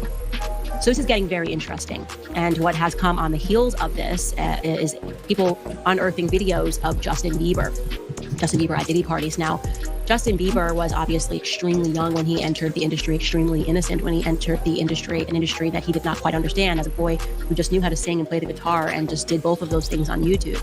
And he was scooped up, and suddenly he was a part of people like Diddy going after him and saying, hey man, why don't you pick up my phone calls? There's actually a video of that. Diddy and Justin Bieber looks to be like 15 years old and said, well, why aren't you picking up my phone calls? And he's like, oh, I know you were trying to contact me through people and I don't have your number. And the next thing we know, Justin is at Diddy's parties. And in this one video, it looks like whatever Justin is doing, I'm not going to show it out of just respect for the fact that I truly believe that Justin Bieber is a victim. But whatever he is doing in this video with Trey Songz and Odell Beckham Jr. looks highly suspicious. Yeah, so I ain't finna show it. Hey! Y'all can go check it out for yourself. I ain't finna go show it. I seen it on Twitter, or they got it on YouTube, bro. That shit. Yeah. Come on, Trey, bro. Hell nah, bro. Yeah, they was partying. Oh man. I'm illustrator, so you know I'm an illustrator. Y'all use your own. Well, they was partying, allegedly from the video. Partying. What they do? Your boy, what they was twerking on each other or something? No. Worse than that. Fuck that. Nigga, Justin Bieber was on his knees praying to Odell Beckham. I think Trey Songz was standing right next to him, so they was just partying. Then the camera came and flashed, and then he Justin Bieber turned around like, oh shit, got up. Like, oh, what the fuck is this? Hold shit? on, he was praying, man. Was he acting like Was he acting like he was? Nah. Or was he praying? It was so it's like you can see it, but it's blurry. It's so, but you know, it's enough. Man, I ain't getting my channel straight. Damn. No, I don't want to see it. Hell no. I didn't see. I was like, let's see. Click. Oh shit! What the fuck? Yeah, we click off this shit. And Trey Songz was standing right there too. Wait, we was next in line. Yeah, there you go. President Dubs. No, yeah, President Dubs. Yeah, pause like a motherfucker. Pause, nigga, pause. Yeah, he tapped him on the shoulder. Yep. Showing that shit.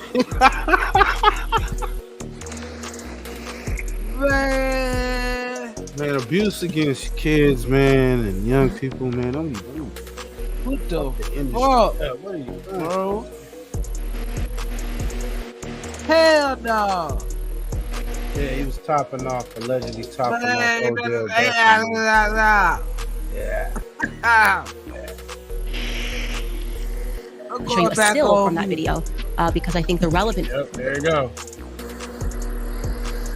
You're like, oh shit, you caught me. That was his face when he got caught? Yeah. He's actually down. According to his face angle, he's down like this.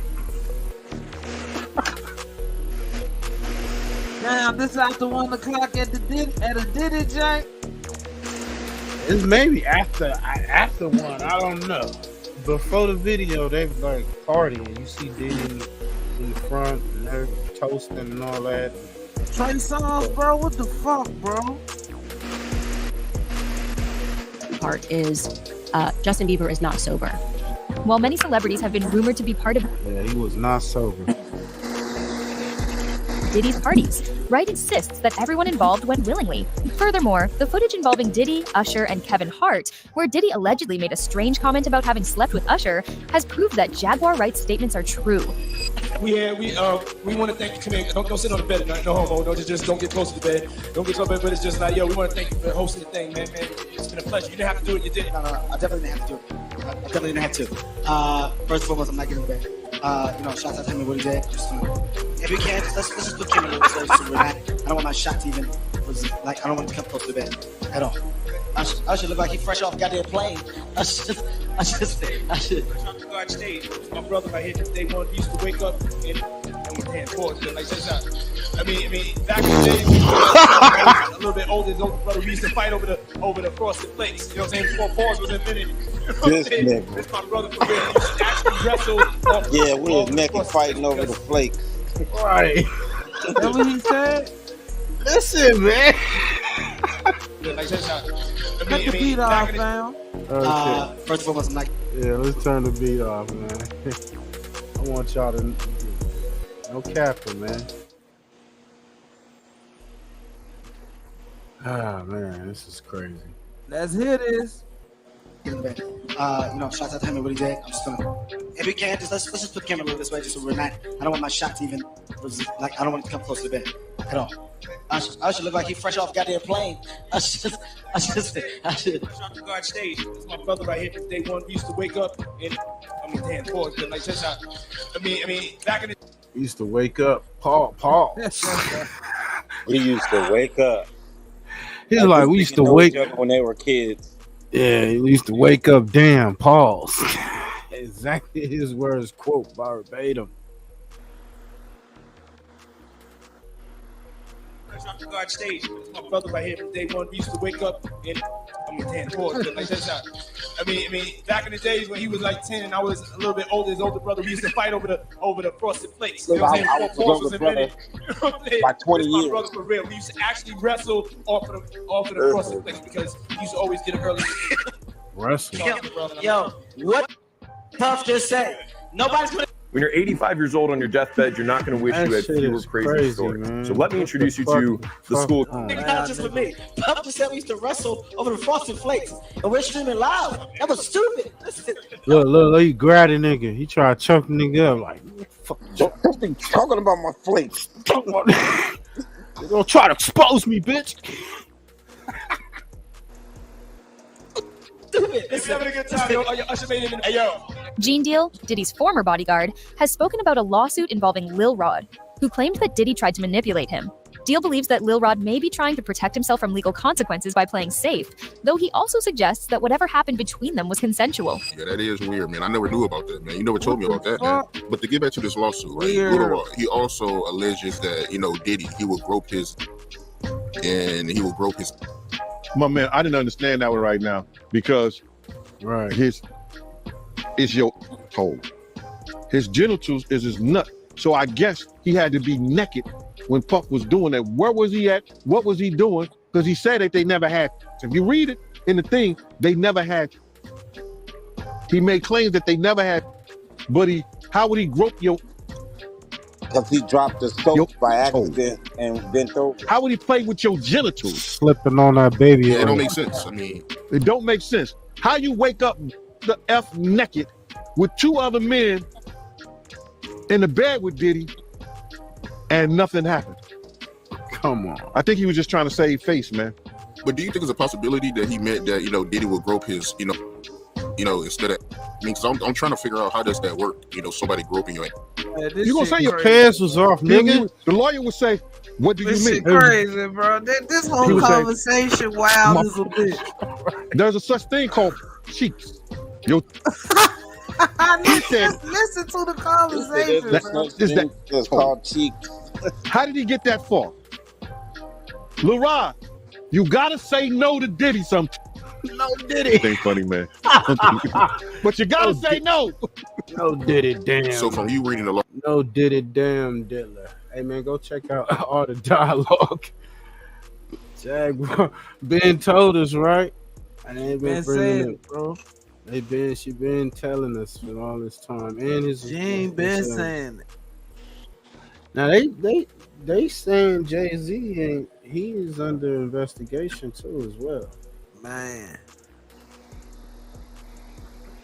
These list of charges were sex trafficking, racketeering, and transportation to engage in prostitution. Williams further shared. Let me say a little bit more about the charges. The indictment alleges that Combs abused and exploited women and other people for years, and in a variety of ways. As alleged, Combs used force, threats of force, and coercion to cause victims to engage in extended sexual performances with male commercial sex workers. During the same press briefing, the U.S. attorney hinted that Diddy was not acting alone. Now, Combs did not do this all on his own. As I mentioned, Combs has been charged with RICO conspiracy. He used his business and employees of that business and other close associates to get his way. This leaves many guessing just who these close associates might be. But as we all know, for years, Jay has been a close friend and associate to Diddy. Recall when Diddy had some men promoting black excellence over at his house? Listen to what he had to say. And it's different than when it was 2016. The game has been elevated. As we can tell, there's no expense being spared. We had a black billionaires lunch. You understand? Right. And we here together, and we're gonna keep staying together. We're getting tighter. Tighter, staying together. Really? Without a doubt, these other celebrities, especially Jay-Z, did have a very close bond with the accused. Now here's where it gets more interesting, and how the whole charade. Everybody quiet since he been locked up. Jay has been caught on camera as an Has anybody really stand out for him? One, the Rock Nation boss has been an active participant in the all-white parties. Photo evidence now going viral is beginning to prove that they were indeed close bros who might have understood the bro code of not snitching on each other. King-size bed with Diddy, just smiling infectiously next to the alleged suspect. In no small way have these proofs solidified the doubt in the hearts of many. On X, many speculate that Jay-Z was well into the freak-offs with Diddy. It is popular opinion that Jay-Z and Diddy have been unafraid to flaunt their close bond. This is a relationship that they developed during their early years as young rappers. They made music together and formed an even tougher bond off camera. During the 90s, they were engaged in a similar controversy that involved violence and risked going to jail. While Jay-Z had reportedly stabbed a man, Diddy was involved in a club shooting, yet somehow they managed to avoid jail.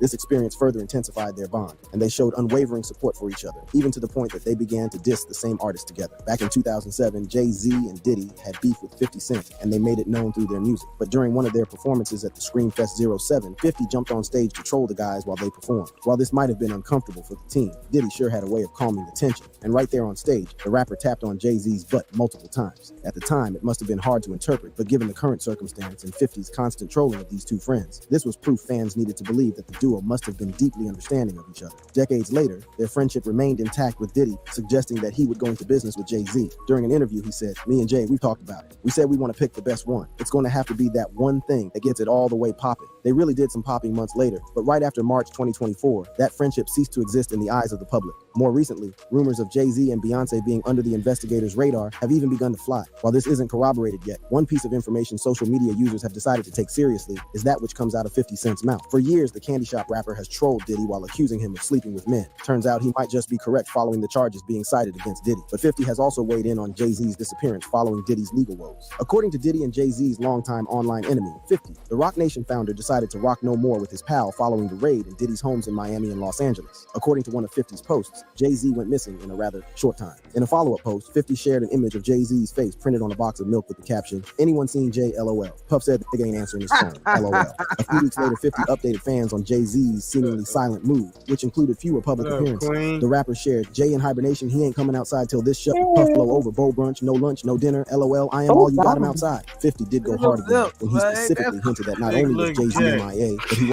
Attention retirees, if you're willing to be at your computer from 9 a.m. to 10:45 a.m. wasn't willing to talk to Diddy. Diddy answer the phone? A few weeks later, 50 updated fans on Jay accusing him of sleeping with men. Turns out he might just be correct following the charges being cited against Diddy. But 50 has also weighed in on Jay-Z's disappearance following Diddy's legal woes. According to Diddy and Jay-Z's longtime online enemy, 50, the Rock Nation founder decided to rock no more with his pal following the raid in Diddy's homes in Miami and Los Angeles. According to one of 50's posts, Jay-Z went missing in a rather short time. In a follow-up post, 50 shared an image of Jay-Z's face printed on a box of milk with the caption, "Anyone seen Jay? LOL." Puff said the nigga ain't answering his phone. LOL. A few weeks later, 50 updated fans on Jay-Z's seemingly silent move, which included fewer public appearances. The rapper shared, "Jay in hibernation, he ain't coming out." Man, them motherfucking lips, man. Where did that picture come from? What's up, sis? Look at those lips. Hey. Hey, what's up? Hey, that's on his IG. Why it look like that? I don't know. Is it distorted? Like, what's going on? He put some type of filter on it, maybe, or that's really his lips like that. Man, those shows look crazy. Ooh, oh my God. Aside till this shut, Puff blow over, bowl brunch, no lunch, no dinner, LOL, I am all you got him outside. 50 did go hard again when he specifically hinted that not only was Jay-Z MIA, but he wasn't willing to talk to Diddy. Diddy answer the phone? Turns out that Jay-Z might not be the only one to be investigated if any investigation is to happen. As Diddy continues to feel the heat behind bars, the Brooklyn Metropolitan Detention Center where he is being held up, his friends are being grilled on the internet. Jay-Z, other Hollywood stars scared to speak out. Towards the weekend, my mixtape shared a throwback image on their X page. The photo was captured on July 4th, 2000. To mark the 4th of July celebration, Diddy hosted a celeb-themed party, and somehow he managed to convince these folks to lay in bed with him for a quick shot. In the photo was Jennifer Lopez, Diddy's lover at the time. So was Aaliyah, the now-deceased singer who smiled brightly as she posed closely to Diddy. Soon, other tweets on X unearthed more photos from the event and subsequent parties, and of course, Jay-Z, among a host of other known faces in the music industry, including Diddy's mom, Janice, also laid in bed with Diddy. Fans did not waste time in challenging Jay-Z's involvement in these alleged freak-offs. One person tweeted, "Don't forget Jay-Z was there too." Another wrote, "Hold on, wasn't it exposed that Diddy had a big white bed in his backyard? Because this white bed is also in his backyard." A third commenter added, "I wonder who's the friend will stand by him now during his difficult times. Look at them, all happy, etc." Surprisingly, with the Jay-Z slander going on, Beehive fandom decided to step in for Queen Bee. Amid the controversy circling Jay-Z and Beyonce into Diddy's legal struggles, fans say that the power couple are far from guilty. A Reddit poster emphasized that Diddy's indictment charges failed to mention the power couple, yet some naysayers feel the need to drag them into it. The person added that other known faces, including User and Neo, who were mentioned in the indictment, have gotten a free pass. Whatever the argument, the truth remains that Jay-Z and Beyonce have not been as active as they used to following Diddy's downfall. Just maybe as the trial journey continues to unfold, Jay-Z might be there to testify in favor of his friend, but that is highly unlikely, as you would soon find out that not only Jay-Z, but a handful of Diddy's other friends are staying mute. They have also decided to distance themselves away from Diddy's indictment charges, as some are maintaining a low profile. Others are deleting tweets and unfollowing Diddy from social media. Although Diddy's indictment charges have ignited a reaction from 50 Cent, Aubrey O'Day, and some others, those whose names are closely linked to Diddy and partied with him are staying mute. This list includes Leonardo DiCaprio, Jay-Z, Beyonce, Ashton Kutcher, Paris Hilton, Howard Stern, Russell Brand, Mariah Carey, Jennifer Lopez, Russell Simmons, Usher, Megan Fox, Justin Bieber, Pink, and the Kardashians. An officer involved in raiding Diddy's home has clarified that not all who went to Diddy's party are complicit, but he claimed that a handful of the attendees enjoyed the 15 years of freak-offs. The names, and what you're going to find here, it's the same circle. 15 years of freak-out parties. Who do you think went through that? Everybody. They went through that. Now, does it mean they're all complicit in trafficking? No, but they saw stuff, and they talk about it, and they know what happens at midnight. However, out of all the names listed to be a part of Diddy's frequent parties, rumor has it that the Kardashians might have their hands in more of the dirt.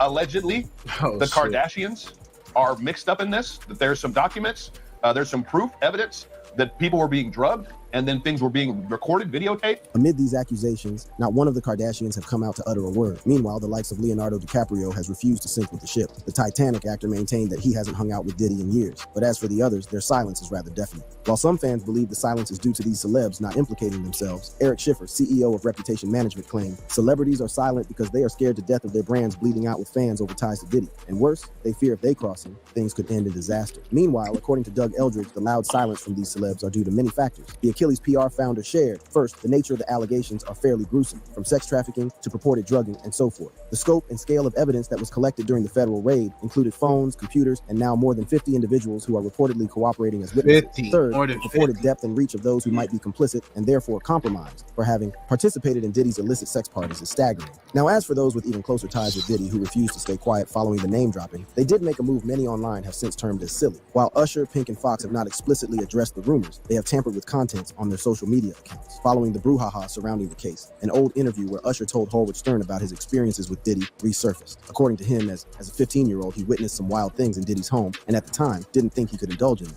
As the clip went viral, Usher allegedly wiped off his old tweets on X. But surprisingly, the R&B singer claimed that his account was hacked. Like Usher, Pink and Fox deleted any online post that triggered any hint that they were linked to Diddy. Apart from making themselves the spotlight with these moves, many wonder if truly these celebrities are hiding something. Meanwhile, one Philadelphia rapper whose closeness to Diddy cannot be refuted is Meek Mill. In Lil Rod's lawsuit, Meek Mill has sexual relations with Diddy while dating Nicki Minaj, yet the rapper constantly denies it. Ever since the news and an alleged recorded sex tape of him and Diddy was released, the internet has been heavy on him with criticism. Funnily enough, Meek's way out has not been to delete posts, but to make more posts clarifying his name. Days after Diddy was locked up and denied bail for the second time, Meek challenged fans to prove that he had any romantic connection to the music mogul. He even offered $1 million to the investigator who would prove otherwise. Meek tweeted, "I will personally give you $1 million if these stories add up in anything weird beyond trench hood level. It's two things we can't do in the trenches. It's no way y'all know what type of man I am."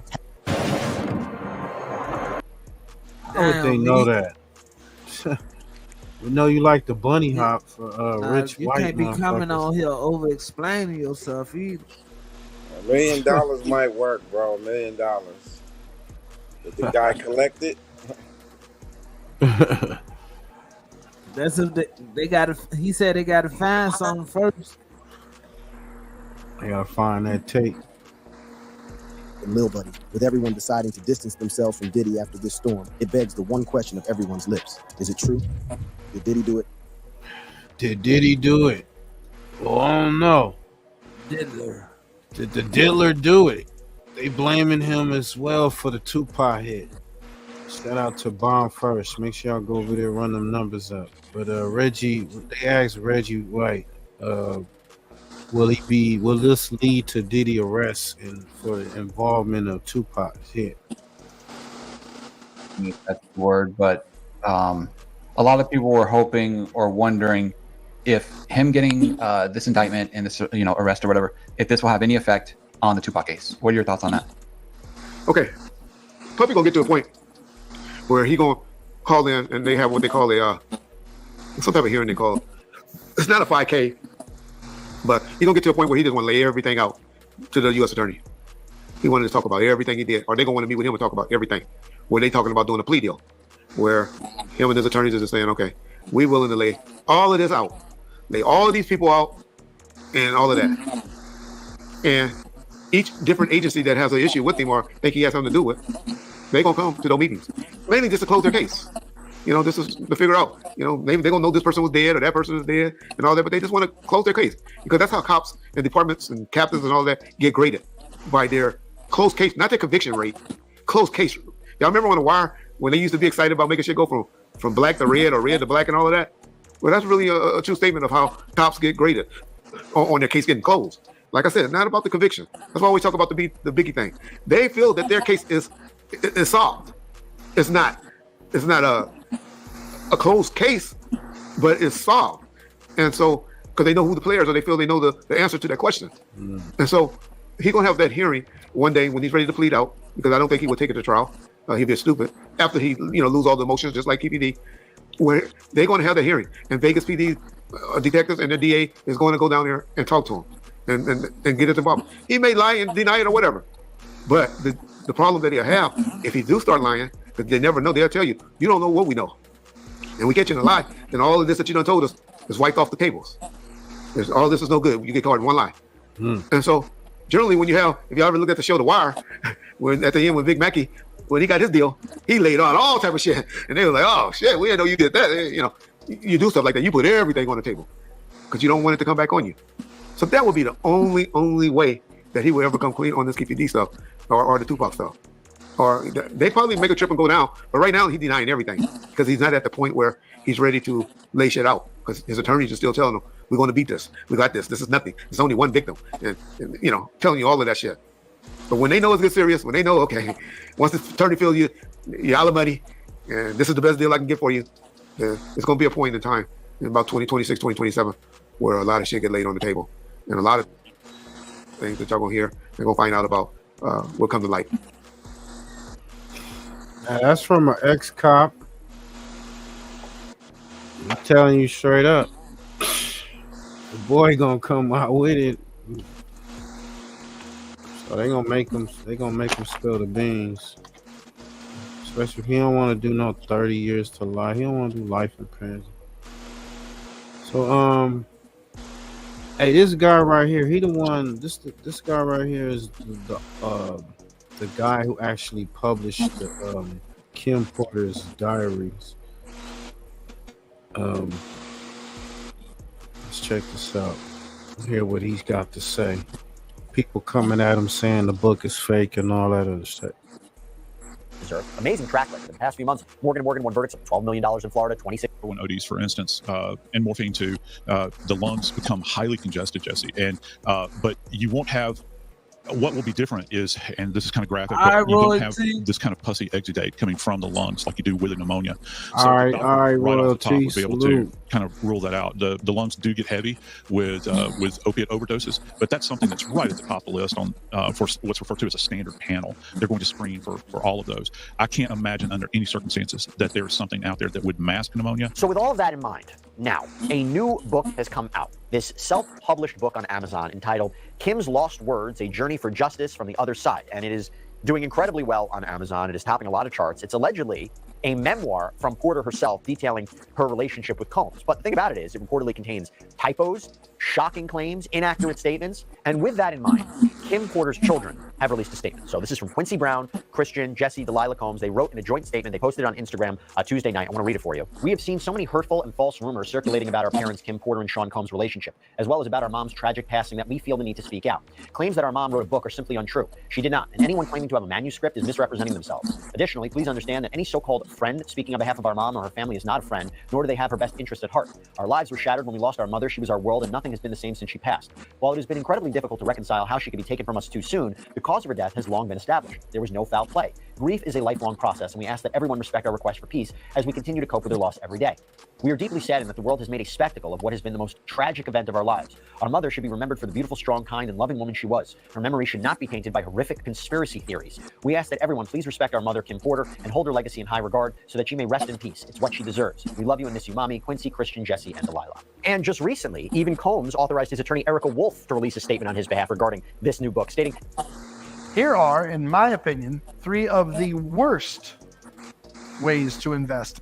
The Kim Porter memoir is fake. It is also offensive, a shameless attempt to profit from tragedy. Chris Todd, the author, has no respect for Miss Porter or her family, who deserve better. Unlike the fabrications in his sickening memoir, it is an established fact that Miss Porter died of natural causes. May she rest in peace. Now, when we say memoir, to be clear, there is no information verifying that Porter actually authorized these writings or authorized a book to be written by her at any point in time. Even the author, Chris Todd, can't confirm whether these are actually Porter's words or not, but he believes it's true, claiming that Porter herself created the information on a flash drive, which Todd says she gave to friends prior to her death. Again, her family and loved ones have denied this, but either way. So with that in mind, I sat down with this author, and he goes by the name Chris Todd, and he published this book under the pseudonym Jamal T. Millwood, seemingly in reference to a conspiracy regarding Tupac Shakur's death. So look, with all that in mind, I'm going to play you portions of this interview, and you can make your own judgments about what to take away from this. All right, Chris, thank you so much for coming on here on Sidebar. Happy to have you. So first, for anybody knows, how did you come about the Kim Porter story? How did you get these materials? How did you get involved in this?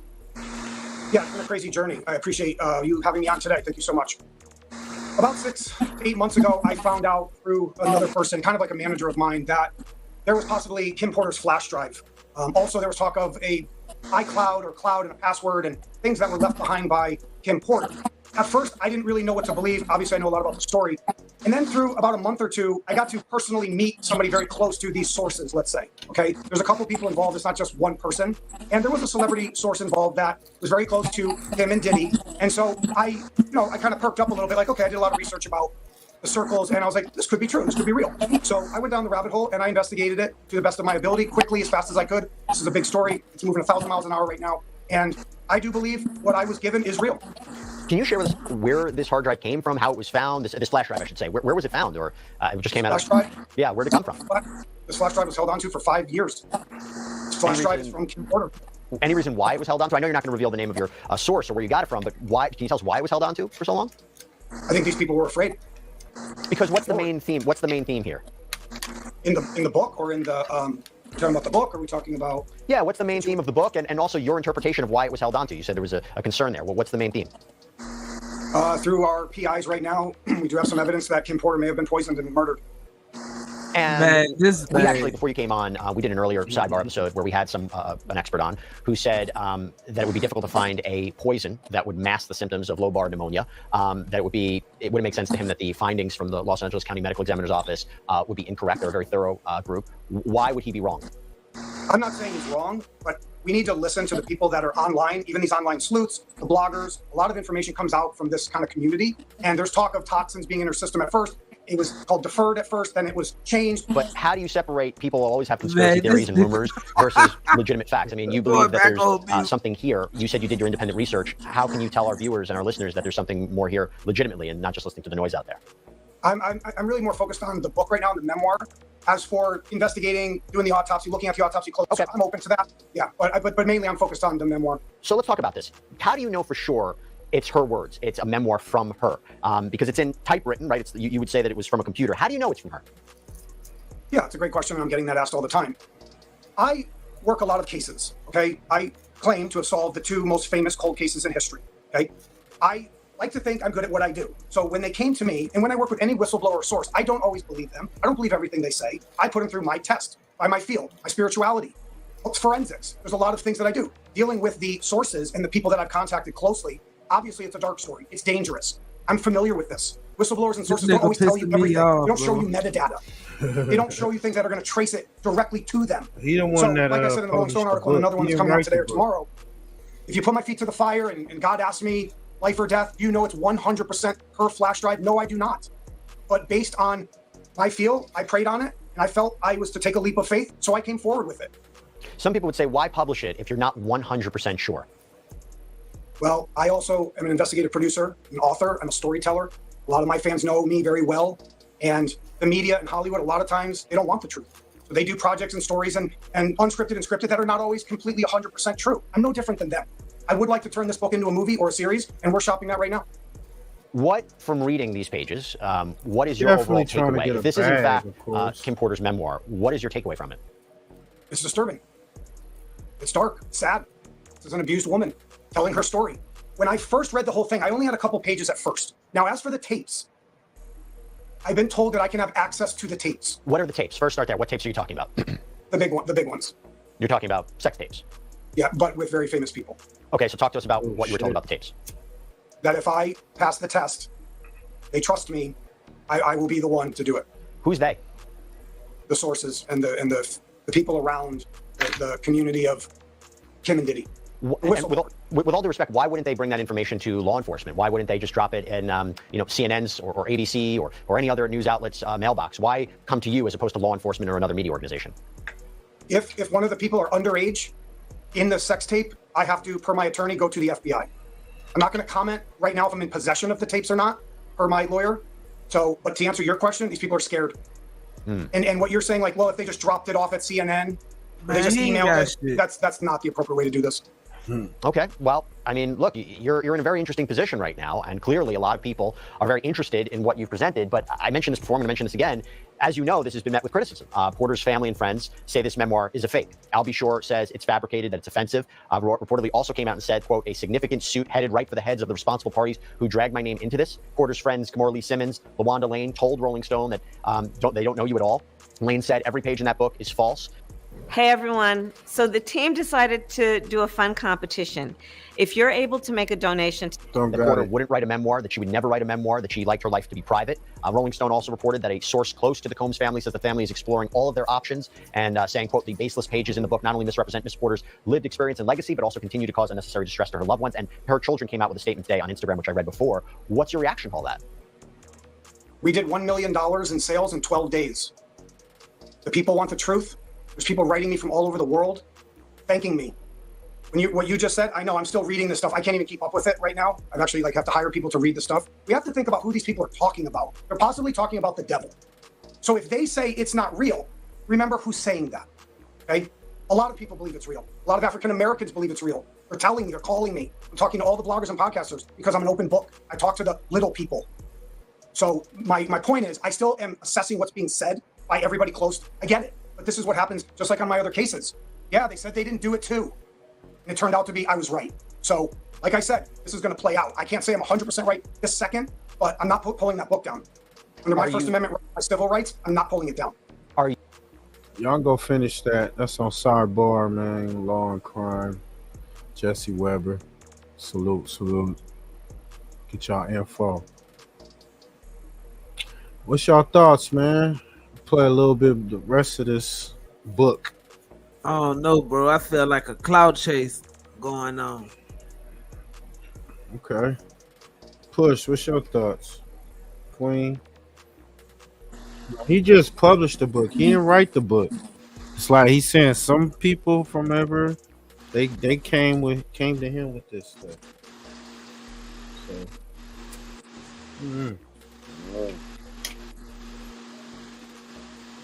could play a little bit of the rest of this. Queen, you got anything to say on this? I just think like he said, he didn't write the book, he published it. So why are they mad at him? They mad at him for publishing, I guess. Do you think he's clout chasing?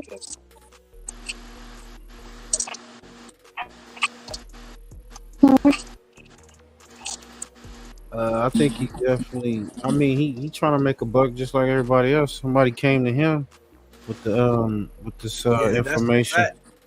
So I mean,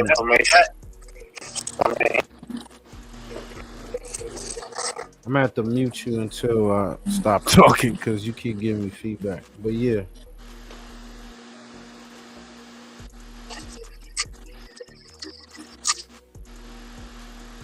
Is me giving you feedback? I interjected while in shock. You had her F-Pac? Sean, go. Yeah, I think you got an echo, sis.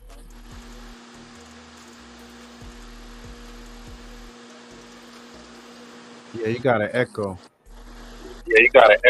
Okay, I'm gonna stay on mute.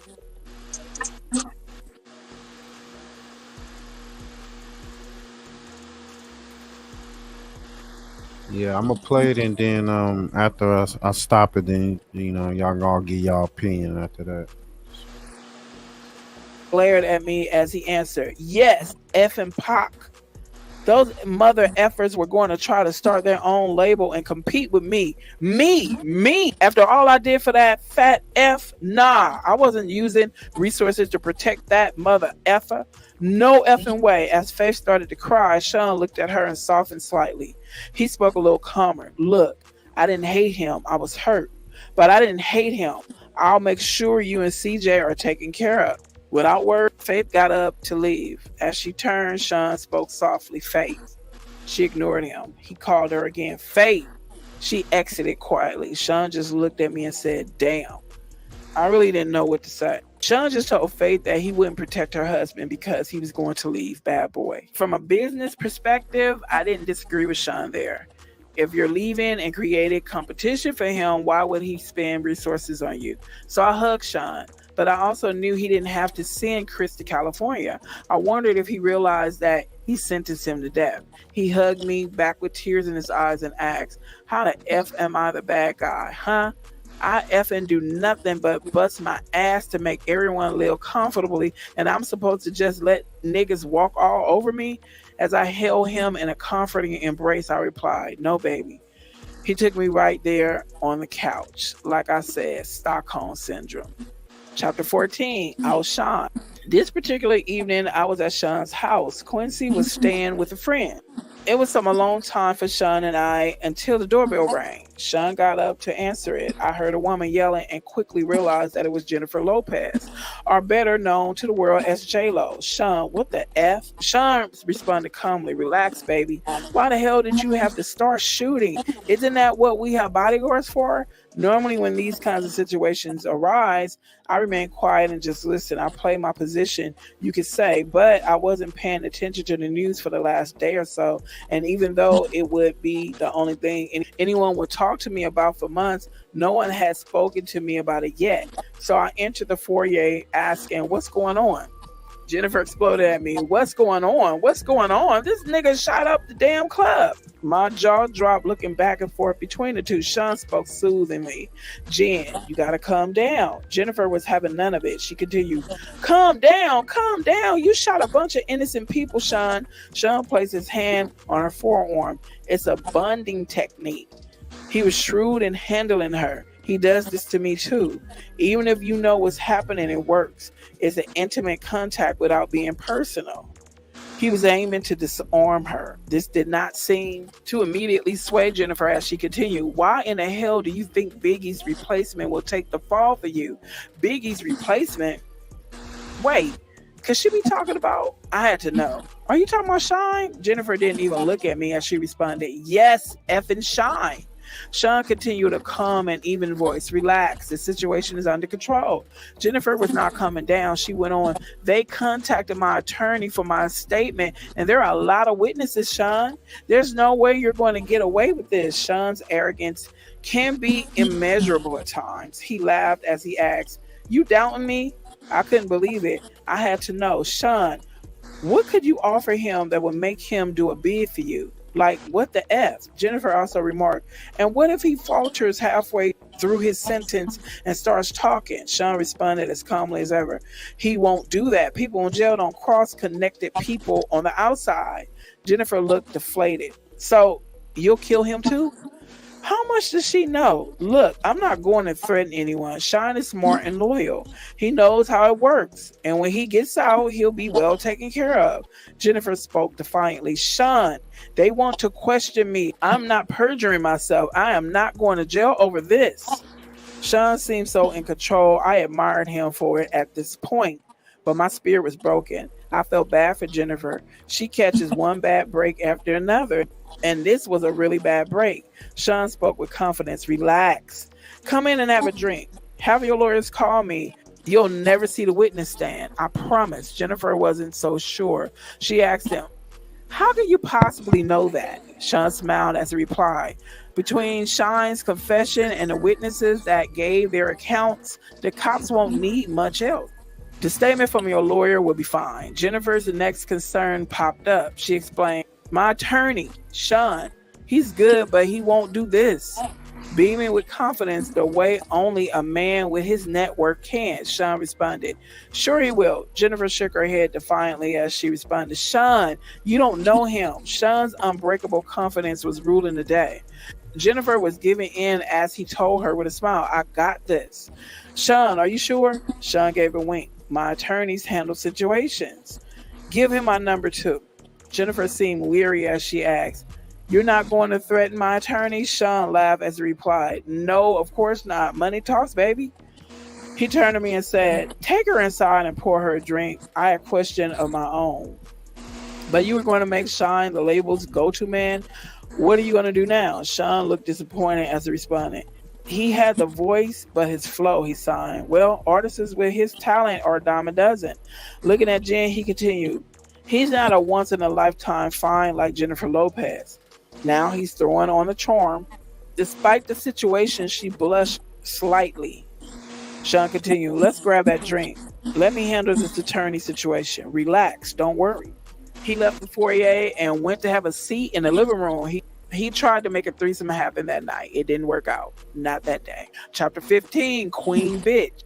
Kimora Simmons and I went out to have drinks. She was looking at me seductively and I was turned on. We were going to go back to my place afterwards, but suddenly after a sip of my drink, I felt like I had to vomit. I excused myself and barely made it to the ladies' room. When I came back, Kimura asked, "You feeling okay?" "I'm fine. I have been under the weather the last couple of days. I think I'll head home." She said, "Your breasts are looking kind of plump there, girl." Embarrassed, I whispered, "Not in public." She replied simply, "Are you pregnant?" I was taken completely aback. "Why the hell would you say that?" She let it sit there for a minute. I bet in her head she was like, wait for it. Then it hit me. She gave me a minute before continuing. "So what you gonna do?" I didn't understand. Gonna do? If it's not Sean's, F. If it is, with the shock wearing off, the scope of the situation began to take hold. I responded, "I better get a test." She looked at me with pity. "Damn, girl, good luck. After what he did to Chris, I wouldn't want to be in your shoes." The desire that was in her eyes before I got sick was all but gone. As I began to stand, I realized what she said to me, and I paused. She looked at me flatly and said, "Ain't nobody stupid, girl." I didn't know what to say. The question still lingered in my mind despite everything I knew. Did Puffy intentionally kill Chris? She brought me back to the moment by saying, "Go." Not knowing what else to say, but knowing I had to deal with my situation right now, I replied, "I'll hit you up." She sighed and simply repeated, "Good luck." So, everybody knew that Diddy had something to do with taking Notorious out. Okay. You see the games, this world? Okay, let's go on. Chapter 16, Christian. The next day I was sitting on my couch deep in thought when my doorbell rang. I went to let Sean in. This is going to be scary. We made our way back to the living room and we sat down. Quincy was asleep. Sean seemed legitimately concerned. "What's so urgent?" I didn't know what else to do. I just blurted it out. "I'm pregnant." The inner room was so thick as J-Lo. He was quiet. What is he thinking? He asked the obvious question. "Are you sure?" I spoke rapidly. "I was on a pill. I'll get rid of it. I'm sorry. I just wanted you to know." "That's wonderful. This is great." I was so confused. "Huh? You're not mad?" He laughed. "Mad? No. Why would I be mad at this wonderful news? I'm going to be a dad with the woman I love bearing my child. What could possibly be better?" He jumped right on the phone and called one of his besties. I could hear Will Smith congratulating him. Sean said, "Yeah, definitely, hold on, Kim, baby." I was still in awe of the fact that he didn't get angry, and yes, I will admit, I was sure he was going to hit me, so it was with relief when I replied, "Yes." He told me excitedly, "We gotta have a party." His excitement was contagious. I was getting really excited too. "Yes, a gender reveal." And he cut me off. "Yes, of course, we're doing all of that, but everyone is going to want to sleep with you right before you give birth." My heart sank in my chest. "Everybody is going to want to what?" Sean went on with that same excitement. "Well, not everybody, you know. Will, Jada, X. Sean, I'm having your baby." He verbally waved me off. "It'll be fine." I couldn't help myself. I just started crying. Sean grew quiet on the phone, then spoke low. "I'll call you back." He hung up and took me by my hand. "Baby, I never..." Yo, so he was conversing her to sleep with these people while she pregnant. Yeah, that nigga always trying to get her to focus on that shit. Crazy, bro. Man. Allegedly, man. Asked anything from you. I tried to see him through the tears streaming down my face. I couldn't believe the words coming out of his mouth. I tried to speak. "Sean," he cut me off. "I provide everything anyone could ever want. Do you want for anything?" Sobbing, I replied, "No," but he continued, "This is the kind of thing I have to do in order to continue giving you this comfortable lifestyle where you live on a lap of luxury and get to be on TV shows and in movies. I know you don't want this, but do you want all of this to go away? A whimper is all I can manage." "No," he continued softly. Now that's crazy. You know, telling her that I gotta perform these rituals or whatnot in order for us to keep this, this lifestyle. That's crazy. Yeah. Our thoughts on that. That's just wild. Like, The nigga Diddy was a wild freak monster, man.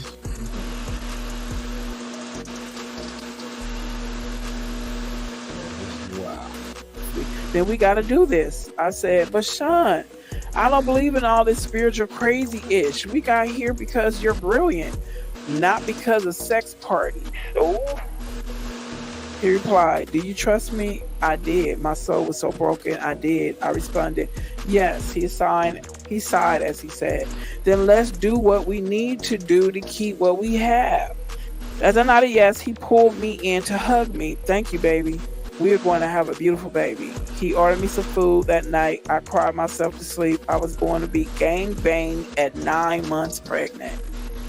I want my child out of this life. My child's going to have a good biblical name. Allegedly. A heavy Christian name. They are not going to take his soul. Oh. Chapter 17, Broken Promises. I don't know how this managed to stay out of the media for so long, but Sean got to the point where he was incredibly abusive and only his inner circle knew about it. The artists were all too afraid of him to say anything. He had gained so much power, no one would say anything. Puff Daddy was a kingpin. This Monday morning, Quincy was in school and our son Christian was with the nanny, and I still had to make a living. I still loved the camera and had just been cast for a new movie. Sean was going over to celebrate with me, just the two of us. I was in the bathroom when he came in. We were supposed to go out for dinner, but he was in a foul mood. Sean yelled, "What the F?" I would have to walk on eggshells as I came out of the bathroom, but I found him holding flowers, so I smiled. "You brought me flowers." Sean yelled, "No." So who the F are they from? I was bewildered and told him honestly, I don't know, probably just a fan. He threw the attached card at me. I picked it up to read it. Sean, he slapped me so hard I hit the ground. Sean yelled, "Who the F were you with the other night?" I looked down at the card that was lying on the ground next to me and it read, "The other night was amazing. We must do it again." Ish. I tried to explain, Sean, he threw the flowers at me.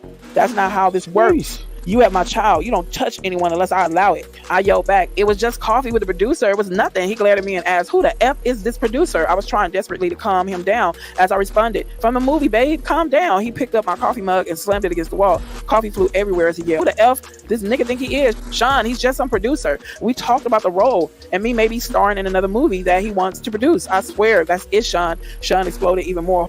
"He wants to put the move on my effing family at the top of his lungs. My effing family?" He flipped the table over, breaking it. It was a heavy table, but Sean is stronger than he looks. I pleaded with him. "Sean, please." He yelled at me. "What?" I tried my best to calm him down. He probably didn't know.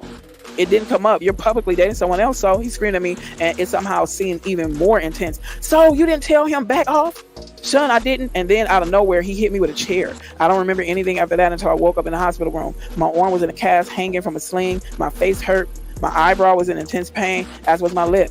As I came to, the first face I saw was the man that put me here. Sean asked me with concern in his voice, "How you feeling?" I responded, "Stay away from me. I'm sorry. I don't know what came over me. I save it for the lawyers. Stay away from me." We were in a private hospital room and no one would hear me. I could scream like my life depended on it, but it wouldn't matter. If I did ring for assistance, I wouldn't get any. He kept going. I was just so jealous. You know how I am. He took hold of my left arm, the one that was not slung in a cast. "You have our beautiful son, our family." It's just, at that point, I had enough. The one you slutted out right before giving birth? Are you effing shitting me? Stay away from me. Don't come near me or my kids. He continued to plead, "I'm sorry, baby, I promise." And I swear I've heard this song one too many times. I spoke through gritted teeth. "If you come near me or my kids again, I'm calling the cops." A flash of anger returned. "You would use my kid to threaten me?" But then he caught himself. "I understand you're angry." I glared at him as I cut him off. "I'm serious, Sean." He spoke blandly with no energy. "And tell them what? That you had a car accident? They'll pity you. That you hit your head? He was going to make me look crazy. They were going to believe him. He was a kingpin. You're an effing bastard." Sean spent the next 6 months helping me heal and working his way back into my life and into my bed. I was so damn stupid, and of course I wasn't cast for either movie. From what I understand, the producer died of pneumonia. Damn, did he kill the producer? Sean kept his word for the most part until he didn't. I ended up pregnant again. He wanted energy from that too. That would be my last sex party. My body will never be ravaged by so many people again, especially while I'm pregnant. God damn. What if something happened to the twins? After that, I wanted out. But when I tried dating someone else, they would end up dead from pneumonia. What the? I knew Sean was behind it. This was not a coincidence. He gets jealous of a guy and they die of pneumonia. I could be next if. Oh my. Yo, didn't she have some kind of pneumonia? Oh. Let's continue. If I'm going to get out of this alive, That book I'm might be going to make reaching, my way away man. from This that. shit crazy. Sean has a vault where he keeps videotapes of all his conquests. I started sleeping with him again. After he falls asleep, he was starting to drink heavily. I would get into the vault and get a couple of tapes. Let's play. This is what I guess the book refers to. You had with Kim Porter? Yeah, that's the same time, man. Same hand, right hand. If you look at it, it's on his right wrist, right up in there. Kim hit like it almost severed the artery. He was bleeding like crazy. Back in the 90s, Gene Deal got a call from someone else on Diddy's crew and found out that Diddy was in the emergency room. Gene rushed over to the hospital, and when he got to Diddy's room, he saw Diddy's wrist wrapped up in a bandage, and Kim was sitting there with bruises all over her. At first, he didn't know what was going on, but then he found out that Diddy was hitting Kim, so she grabbed a corkscrew and stabbed him in the wrist with it.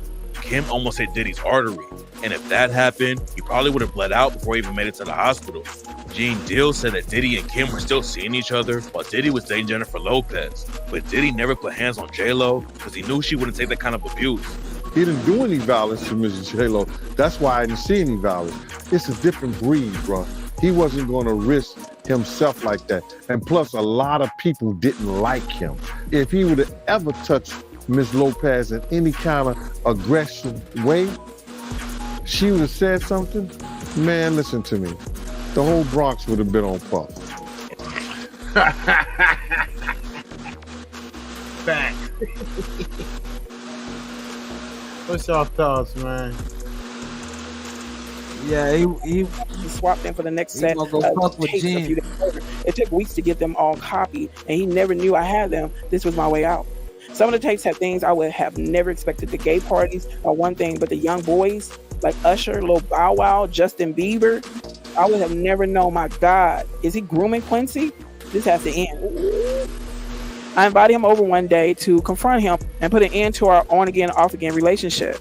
He entered my house unannounced for the last time. He would no longer have the key after today. I was in the kitchen. Kimora and I were sharing drinks. I was scared to face him alone. Sean entered smiling. "What's up, Kimmy?" "Hey, Mora." I told Sean to sit down. Because of my tone, he looked at me stung and asked, "What's going on?"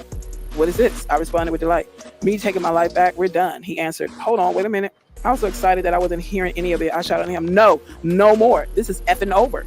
He looked confused as he asked, "Where's all this coming from?" With disgust, I said, "I got effing footage, Sean." He looked even more confused as he inquired, "What are you talking about?" Kimora said with revulsion, "Usher too?"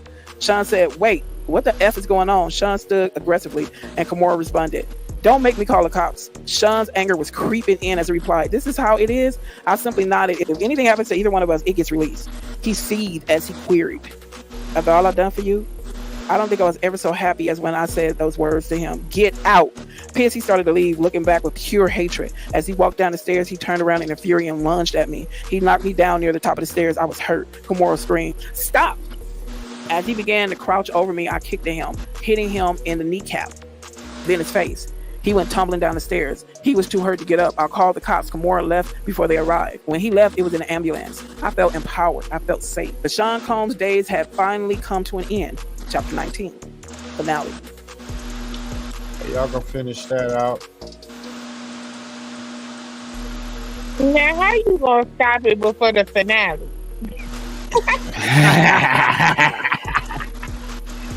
She wanna hear that finale. Everything Black American Hebrew teach. We got Queen Sanity on the stage, so I'm going to. Things were okay for a while. I started dating again. It was almost normal until I got serious with someone. Then my boyfriend died of pneumonia. I knew it was Sean again. That's when I decided to write this book. A few days ago, my home was burglarized. Only laptops were stolen. I know it was that bastard or his goons. Of course, I had a copy in the cloud that I was able to. That was a true occurrence. Her house was burglarized. It said laptops and other stuff was taken. Allegedly, That report that was reported. To easily download here onto this new computer. As I continue to write now, I'll send this into the cloud as well. I will send out copies via email, and my Google Drive password will be attached so the missing chapters can be accessed. This book must get out. There are so many more chapters to add. This outline is a great start.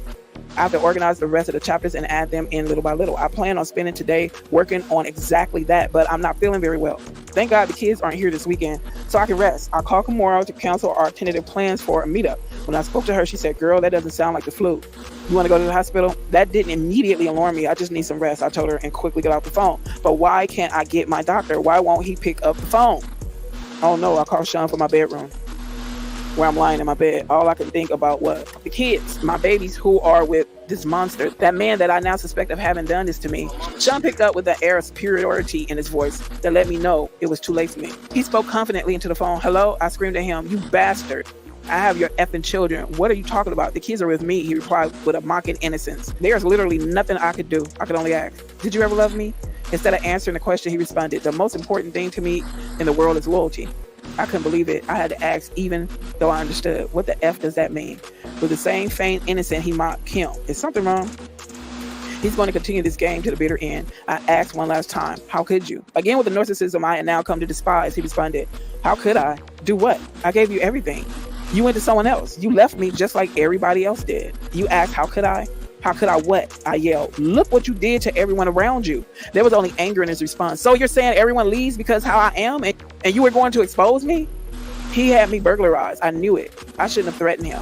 I should have just published the book. I'm going to die like Heavy D, like Biggie, like Pop, like so many others, and it's because he is a monster, plain and simple. Before hanging up, I simply say, "That's not the only copy, you F." Then I shoot out a group text. I let everyone know he got me. Then I call 911. As I sit here waiting for the ambulance, I am writing this chapter and praying that I make it to the hospital. I don't feel like writing anymore. I may not be around to see it in print. It's okay. I'm sending it out. He won't get away with this. I will have to say my final words. Sean Combs will get exposed even if I lose my life doing it. My kids have always been my most cherished possessions. I want the world to know that, but more importantly, I want them to know. And that is the end. And this book basically answered a lot of the questions that we all had. Y'all can go check that out for yourselves, man. Bro, what did he have that make you get the pneumonia? That sounds like the Easy-E thing. What'd you say? Like, what did he have that make you get the pneumonia and die? Is he giving you a shot? You eating some food, drinking a drink? It's a virus. So. You do know, like, when... Every but D right before the same thing, too. Right before COVID came out, I got pneumonia. I had pneumonia in both my lungs. Now that I look back, I feel like I was one of the people that got COVID first. And they didn't know what it was. They just called it pneumonia in both my lungs. So what I'm saying is, it could have just been a virus, and they just called it pneumonia. Like cancer. Cancer is just something they can't identify. Like, it's different things, but they can't identify this mass, so that is cancer. So pneumonia could just be an infection, like you said. I'm just saying. Y'all let us know in the comments, man. Make sure y'all share this shit. Y'all go check out the book. That it. You can go pick it up on Amazon. I think it's like $30 or something like that. You know. Dan is gonna y'all make That's y'all the wild freaky shit in that book. Yeah. Do you have a copy? Can I have yours or no? Nah, I ain't got a copy. I listen to it. Yeah, just listen to it. Is it free? Where you can listen to it at? On YouTube. Okay. Speaking of some other ratchet shit, man, we got Surviving Ratchet TV. Which ratchet you talking about? Ratchet TV. Rat shit. The habitual woman beater. Yeah, habitual. I know y'all not. All right, whatever. I'm going on mute. Hey, this ain't no shots. We just doing reactions over here. This shit is on the internet. And we told y'all before. Get your pennies in a bunch. Ratchet done made Drill Time TV. Drill Time been coming at him with a lot of videos. Well, a few videos, and these videos been off the chain. You know what I'm saying? So we're gonna give our review and reaction to this shit. Go over there to Drill Time. Go subscribe to his channel. I'll just let you know how it is. It's kills. Sad day for Ratchet Gang, as their founder and leader Ratshit, aka Skeletor with a pullout, will finally see his day in court. Because the state of Texas has picked up his latest assault/domestic violence charges. We have to protect the women and children.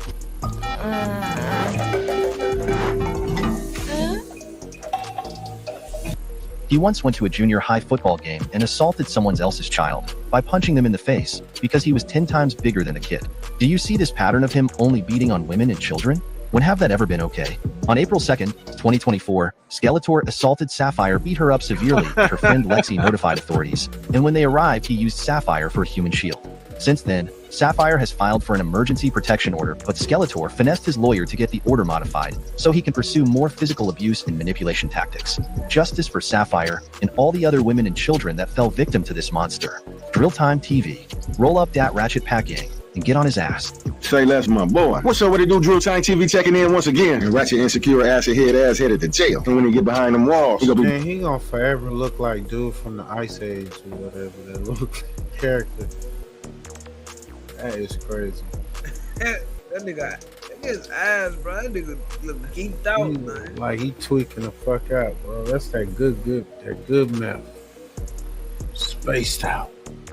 braiding head and folding drawers. Because when the gang them get a hold of it, oh, they gonna turn him every which way but loose. You already know he too light to fight too thin to win. They said this goofy talking about somebody find some real paperwork on him, he'll pay him $50K. Man, if y'all don't go and get y'all money and quit believing this goofy ass nigga, because a true player ain't gotta put his hands on the female to get his point across. And you ain't gotta trick her into fucking with you, because if you play it how you say it, she gonna enjoy being there for the ride regardless. On everything, if you is who you say you is, but if you got a mother, sister, auntie, or daughter, you gonna feel this one. In the comment section of my last video, it was brought to my attention that this woman that we see in the body cam, that said he just abused her the other day, and it's a police report out on the incident.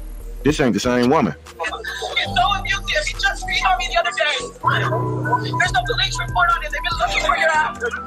She wrote, so you do realize that CCTV and that voice clip that you playing of Sapphire isn't from the same incident, right? That's two different cases. That mug shot from April the 2nd, 2024, when I called 12 on for beating Sapphire. That cop came in from that day. That's somebody else. I told her I would love to hear more, but I didn't get a comment back from her. So me being the investigative journalist that I am, I clicked on her YouTube page and everything checked out.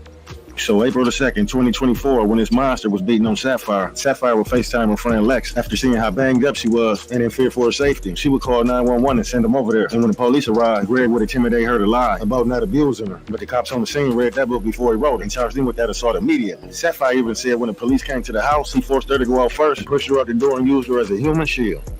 Paperbook, that was somebody else that he had at the time, but it was not me. The only body cam footage you all will ever see of Sapphire will be released when once this case is done with and stuff. That is when the body cam footage will be released. Don't support the phonies, support the real. You know what I mean? And tell me if that's some real if that's real to you. You know what I mean? Listen to what they saying. Don't just bob your head to the beat. Peep the game.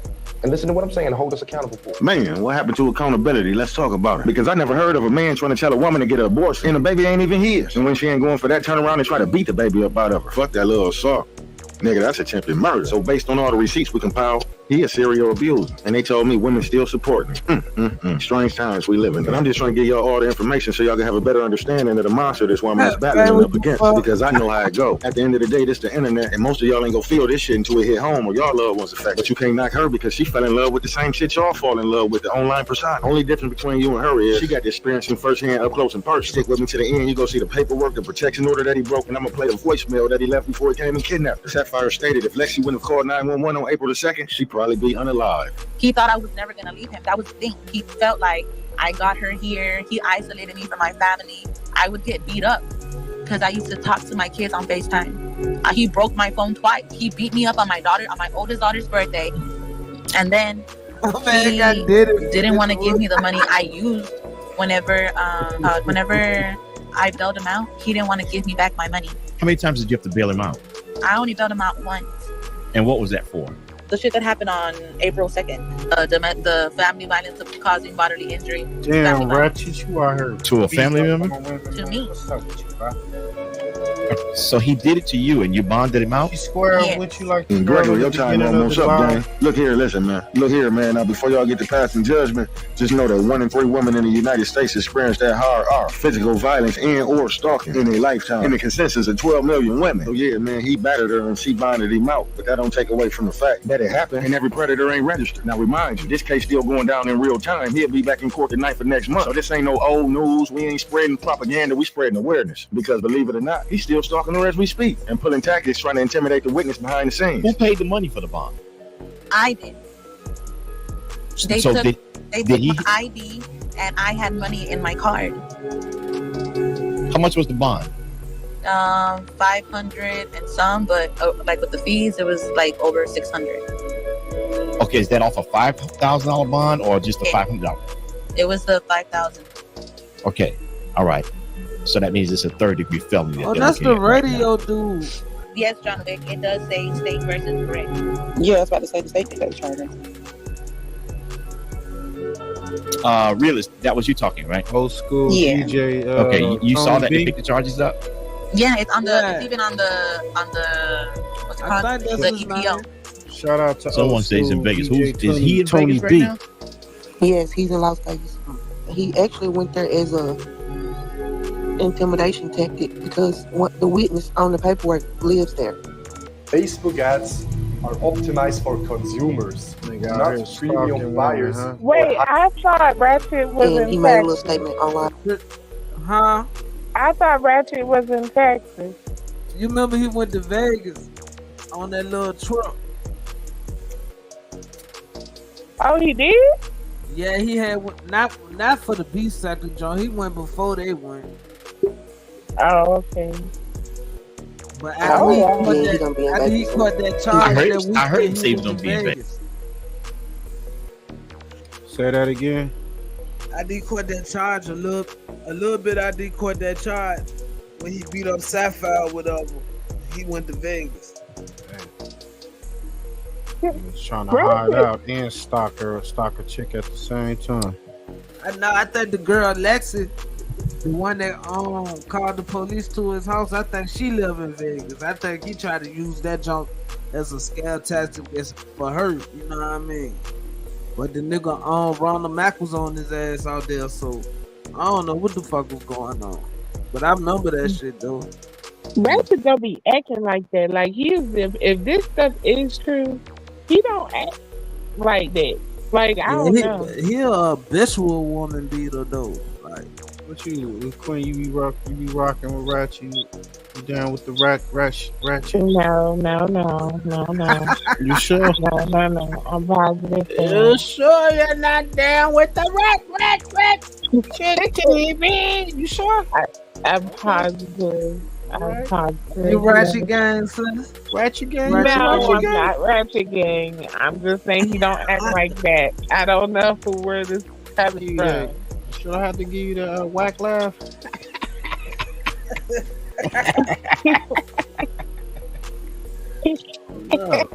Vegas. That was just last week he said that, right? Yes, and the witness on the paperwork, that's where she lives. And did he get permission to travel from the bondsman? They had only told me that as long as he kept reporting that he was just there to like visit and not physically stay, that he was able to. And I was just like, okay, like where does that leave me at? This is the protective order. You can put that up. I think that's as far as I can go. But here it says the state of Texas versus Gregory Lindabowski. And then it says, and it's actually a magistrate emergency protective order. And it says, Real paperwork, y'all. The above named defendant appeared before me as a magistrate of the Denton County, Denton County, after the arrest of the offense involving family violence of the offense under section 20A.02, and it gives me all these other sections.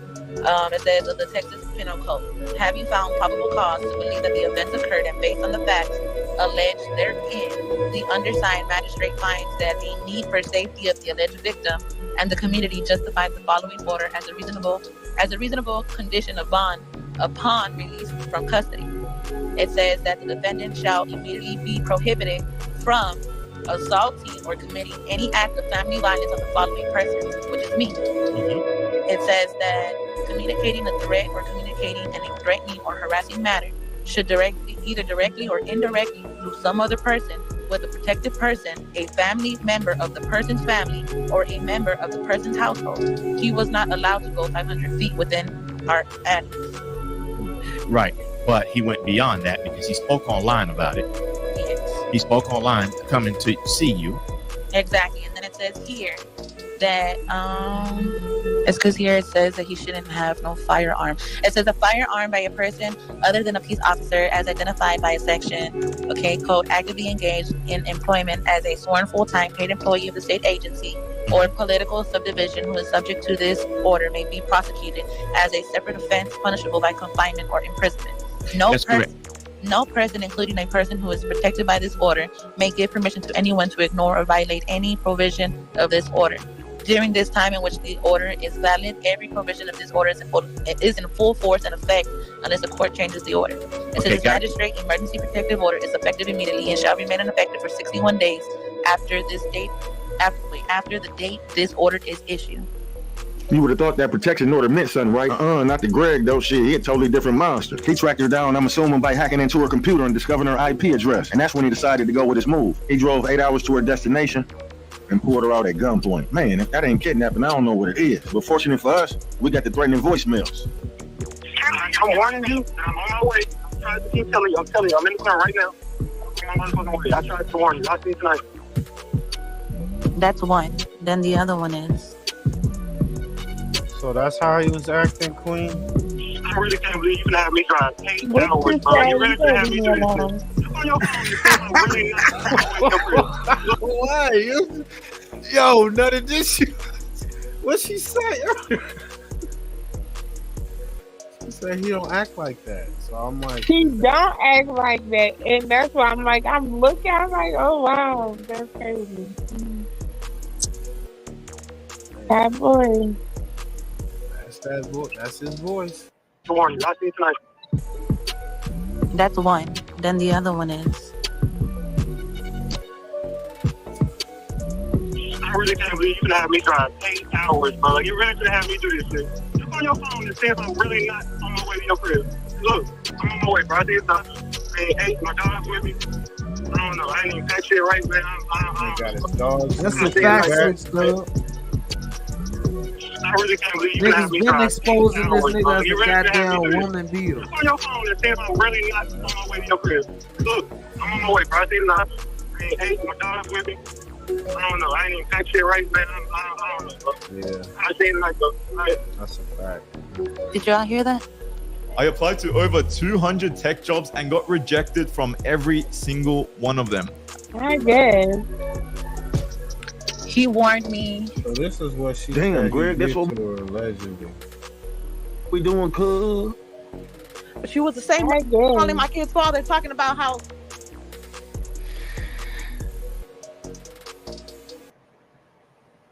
my baby was not going to be born. He had me call my kid's father and turn around and tell him that I was pregnant and that the kid was not going to be born. When he turned around and told my kid's father that, and he gave her a pumpkin face. So this was what allegedly was done to her by Ratchet. That looks like a Chinese. How you gonna say allegedly was done to her? Like, I wasn't there. That's why I gotta say that, because I wasn't there. I wasn't there. No. I wasn't there. Whatever, bro. This is fucked up, though. So I gotta put this God up. damn. Check, you know. That's not everybody- cute or whatever. Like, Yeah, that's fucked up. But yeah. oh, you gonna put it up there and take it down? We don't condone this type of shit, though. But Ratchet, man, you doing this to women? Wow. And that's her. he also stated he was gonna Yeah. actually go and have me taken to New Mexico to get an abortion. That's Sapphire? That was her beat up. There was an argument between us that same time because I Okay, said that she I fucked the didn't want to have an captain too, abortion. didn't it? So when I said that I didn't want to have an abortion, So this is Did she fuck the captain too, didn't it? Yeah. Yeah, she fucked Yeah. the flaming captain, bro. She fucked him right after this. Like maybe like a week after this, she After fucked this him. ratchet shit, right? Yeah. so she left Ratchet and he kept fucking with it. He still fucking. Nah, with it. she after she started fucking with Ratchet, she started fucking with Brandon. Captain, the one Captain with the, Crunch. Captain, Yeah. one that, Yeah. with the roaches, the chicks with the Yeah. roaches. Yeah. STD. So then he fucked her, and when he left from fucking her, he went and fucked Peaches. Yeah. And then there when he you was go. done with Peaches, he was fucking Isha. Let's go. When he was done with Isha, he fucked Yeah. Callie. Yeah, let's And go. Asia. Yo, he fucked Callie. Yeah. And it's the guy, none of the one that be going without no raincoats. Right? Yeah. Oh wow. STD, freaky deaky, baby oil party going on. God damn. And who else he fucked at the Cali? God damn, that's okay. A lot going on. Right fam. now we're at Cali. We're at the end of Cali, we think. We're at Yeah. Cali right now. Yeah. We're still in Cali. Oh yeah, he went back to. Oh no.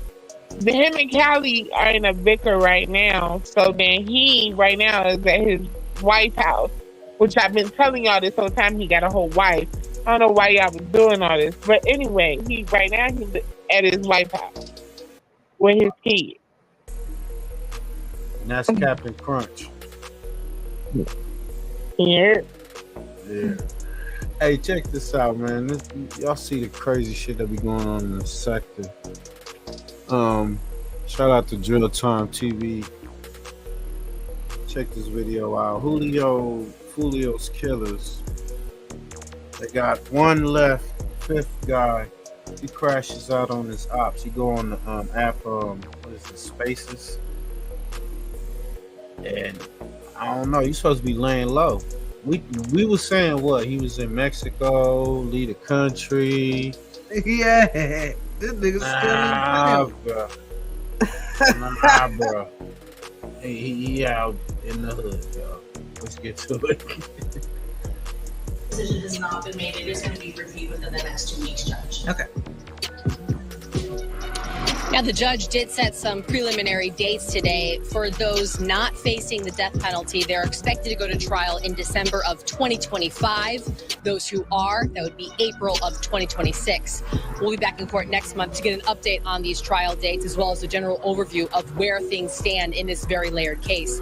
I should also add that fifth suspect, Davion Murphy, remains at large at this hour. You crash out with Davion Murphy. I ain't going nowhere no time soon. I'm gonna make you crash. I'm gonna make you go to jail.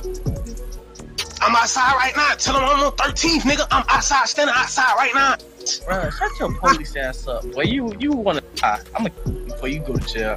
What's up, what it do? Drill Time TV checking in once again. Now, ever since the murder of Julio and the 4 of the suspects got arrested, the world been wondering, what the fuck happened to Davion? I done heard multiple stories ranging from, oh, he done caught the bag and then skated out the country to a place with no U.S. extradition, to hearing he done fled to Mexico and got chopped up in 1,000 little pieces. However, neither incident was the case, as Davion Murphy said the whole time he been in the cut like peroxide, trying to pick a few more ops off. He was going back and forth with a nice gentleman and probably used this strap 2 times. Man, what? Homeboy got on that thing and said he was gonna nail him before they gel him, right? But eventually he retracted the flex. He must have thought like, damn, I already know them people ain't playing. They trying to strap a nigga down in the chair or hit him with that lethal injection. He already know the other foe ain't got eye water to cry in that bit. But Davio said he ain't going. He said turn this shit up and tell the cops to come and get. The whole time I'm thinking, damn, these niggas on the net, they got zero social media awareness. You ain't learning a thing from Gutter Zay. And social media go sink you before it turn you up. And they put the little boot on my shit. Hey, Gutter say, you know what you got hit with?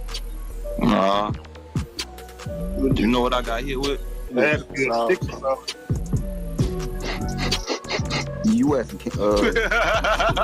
Damn, you hit that?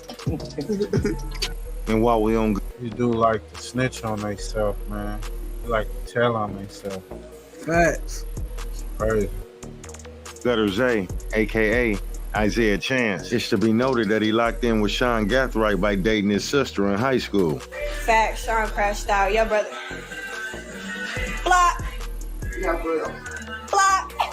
Don't fucking play with me. Don't come on my live playing with me today. I'm not in the fucking mood. Not in the fucking mood. You were ready for you to get on that, bitch. You know what I'm saying? I told you, what's her name? Better get on board ass. Don't play with your...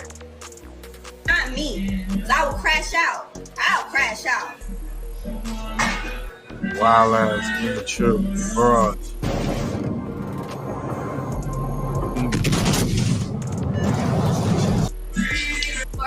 On the video she posted, you can see Gutter Zay in the house posing for the camera, with Sean apparently in the background doing his homework. It's to be noted that he locked in with Sean Gathright by dating his sister, and them boys been out here putting shit down, getting it in ever since.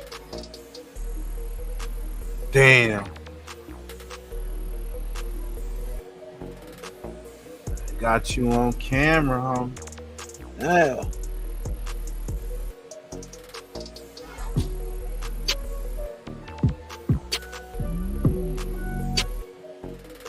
Why is he in your house? She like, that's my boyfriend. Say hit.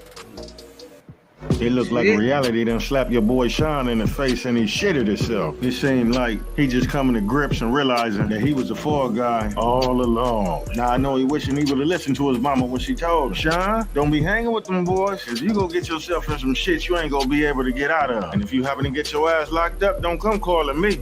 Cause I'm still paying on the last lawyer I got for you in Oxford. And while Gutter Zay posting that he'll be home soon, he must ain't know Jayz already approached Sean about the murder that happened near his girlfriend's house on May the 23rd, 2024. And Gutter Zay ain't get 2 fucks about no Alicia. That's the reason he used her cell phone to make all the phone calls. He wasn't about to use his own, you know what I'm saying? The whole time he was thinking if the shit was to ever hit the fan, that he'd be in the clear. And more than likely, Gutter Zay was under the assumption that Sean disposing of all this incriminating evidence. But he was wrong. See, that wasn't the case. They said Sean had all this evidence lined up neatly in the safe. And when they raided him, that's when they found the spent shell case that put him on the scene of the murder that took place around Gutter Zay's girlfriend. Those spent casings matched 2 different shootings before Jones's death.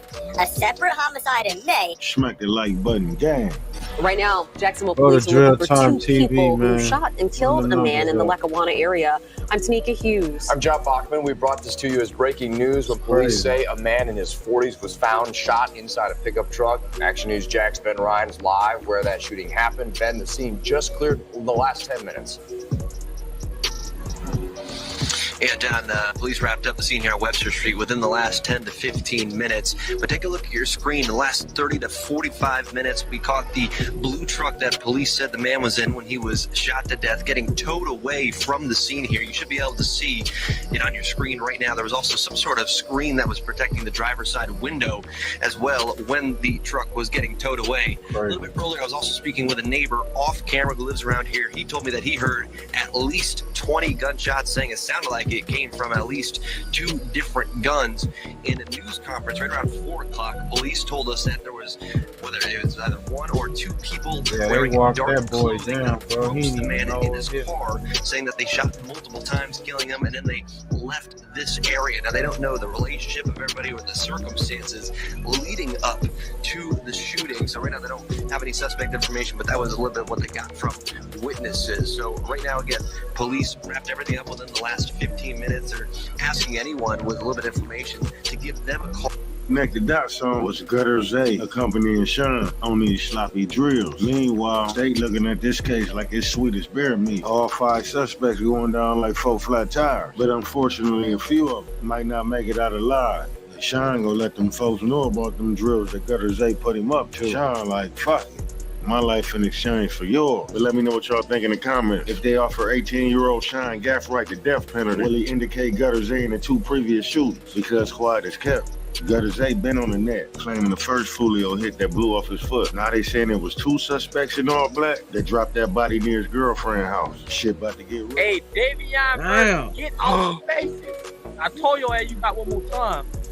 And nigga, I'ma help them do their job. Tell you little bitch ass man.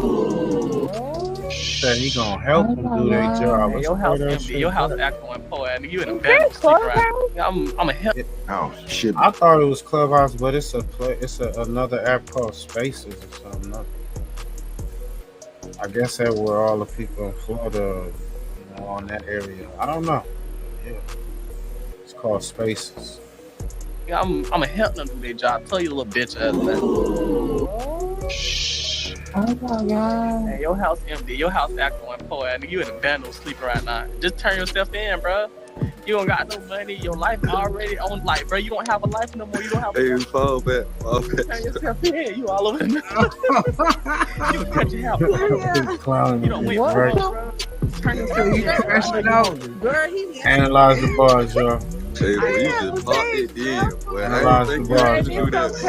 Oh, God. That fuck nigga gonna crash out when you get that. Hey, man, he don't have a normal life no more. Don't like. Turn yourself. I know you hungry, bro. Like, you haven't ate. I know you can go in there. Tell him, put him on me. Police ass jet. Fuck him. Tell him. Snap. Well, right there, he crashing out. Well, on me, bummy. Big John Murphy. He ain't got nothing to lose right now. I'm in your hood right now, nigga. I swear to God. Yeah, I'm gonna make you crash out. I'm gonna make you crash out. Fuck me. Man, I've been in the shadows, man. I ain't I swear to God.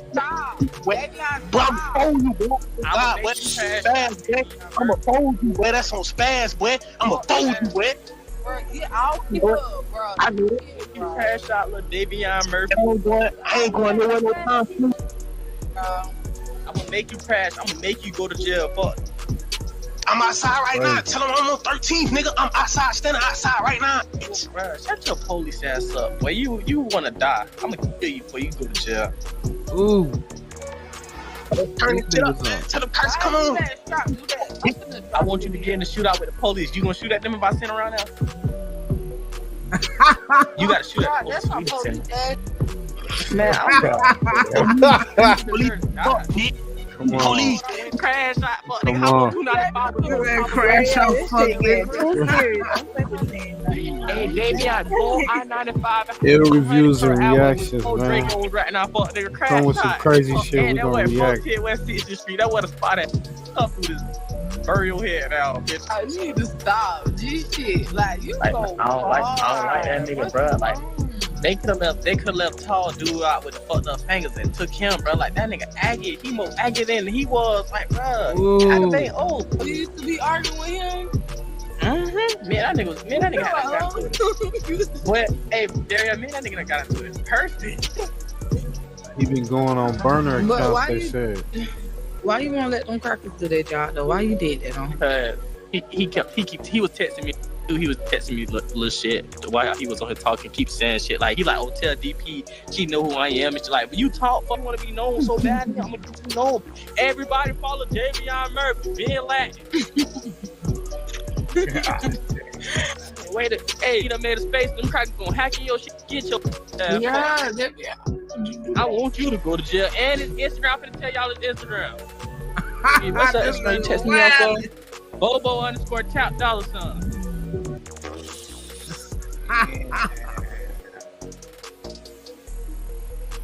That nigga said, I'm gonna send the police. You gonna shoot it off with the police? Oh, man. What's this? That shit ain't funny. His red ass. What the fuck? His red ass. Talking about he finna send the police. I don't give a fuck what type of trolling that is. You a rat. You rat. Ratatouille looking bitch.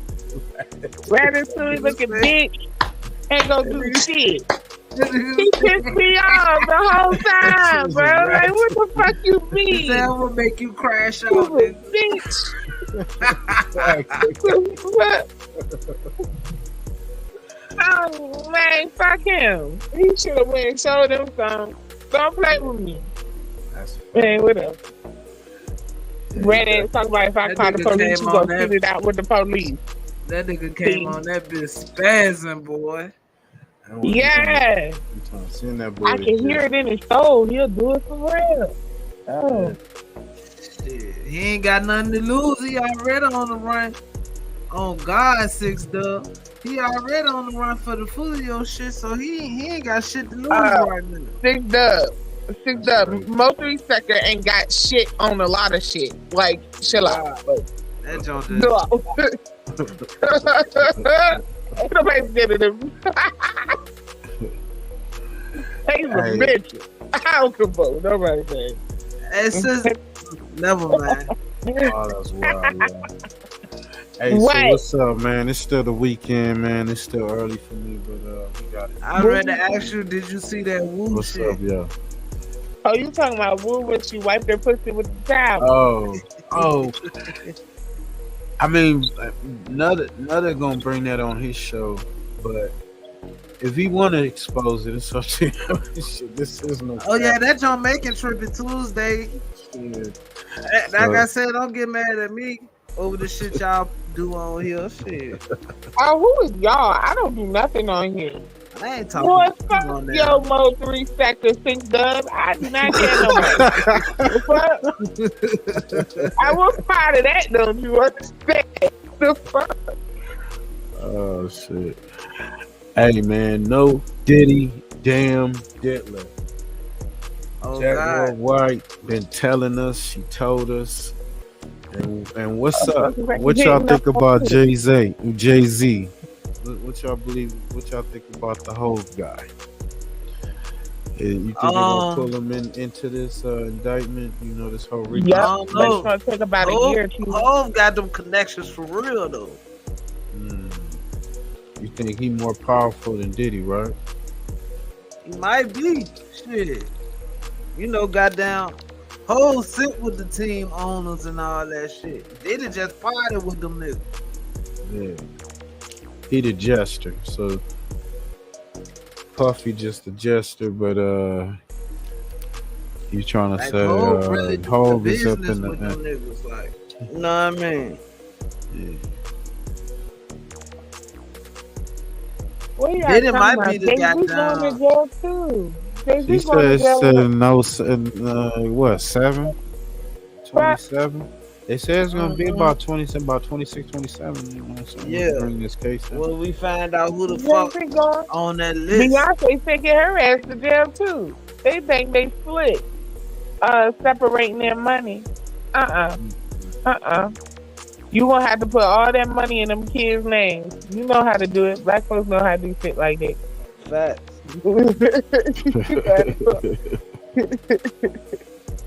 Hell wrong with these people. And y'all going to jail. Y'all going to jail for real. The only thing that might save them is they married. So they can't testify against each other legally. Yeah. But, you know, we'll see it. It's confirmed that Diddy goddamn said he'll testify. Yeah. So. Diddy ain't got no other. He better start testifying. He better start pointing out everybody on that list. How many years I got? Okay. So that man in New York, he got indicted. He really into that shit too, found? They ever find out about his indictment? I haven't did too much of research on that, but it looked like he is a scumbag too. You know. Damn. What's up? Why you sound so tired? But anyway, Hey, because I'm blowed. I know you always are. They said that it was his clone, which that they caught. They caught his clone. They ain't catch the real Diddy, which really makes me feel like that's good. What push that, man? What push? Push go?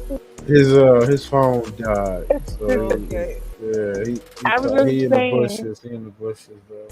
That's what they say. It's his clone, and they ain't got the real Diddy. That ain't And the real I'm just Diddy. saying, Diddy's so goddamn smart. You really got to think about it. Why would he turn himself in if he didn't have a plan? And then it's like, why would he come back if he didn't have a plan? So was it the clone? So this the clone right here. Clone. That's the That's clone. an ugly bitch. I don't like you, bitch. He's an ugly bitch. I never liked his pussy ass. Hey, listen. You saying the Diddy? This the Diddy. That's got to be the clone. It looked like silicone to That's me. the clone? Okay. It looked like silicone. I don't know. Look like the young Diddy. Yeah. That shit look like silicone to me. I don't know. If you look how puffy his motherfucking cheeks is. Hell nah. Diddy is an ugly bitch. Look how puffy his cheeks is. Look. Take He look old in the face. Oh man. Take that, Diddy. Oh. I don't give a fuck. Send the OJ bitch did your ass to be at the roof of my goddamn hood. I ain't lying. Bitch, I don't give a fuck. Oh God, and I wouldn't have stopped at no motherfucking elevators. I would have went down the stairs. Ain't nobody getting Bitch. Oh man. Damn. What? Hey, so what y'all think about that Kim Porter book? What's your thoughts on that? That book, wow. That's a wild ass book. Yeah. I don't know if she really wrote it, but some shit sound goddamn really believable in that bitch though. Shit show. That shit true. That shit true. Cause Jaguar Wright been telling But y'all shit. That nigga Diddy had Pac fucked up in that book, bro. Yeah, he definitely did. He But thought listen, going for that shit. But listen, Jaguar Wright been telling y'all shit these last couple years. Now it's coming out. This is all true, and y'all been calling that girl crazy and everything like that. Crazy. But yeah, this whole time, and even when it comes to that dude from off of That's So Raven, he playing crazy. Yeah, Orlando, he playing crazy and telling y'all the truth at the same time. Just like, and now I'm starting to fucking believe that even Wendy Williams ain't really as sick as she claims she is. Yeah. Because it's her turn. It's her turn. That she, well, before Diddy get locked the fuck up, she gonna make a whole recovery. She gonna be like, hey. Yes. Let's go. Okay. Yeah, Gene Deal too. They talk about he was hating and lying.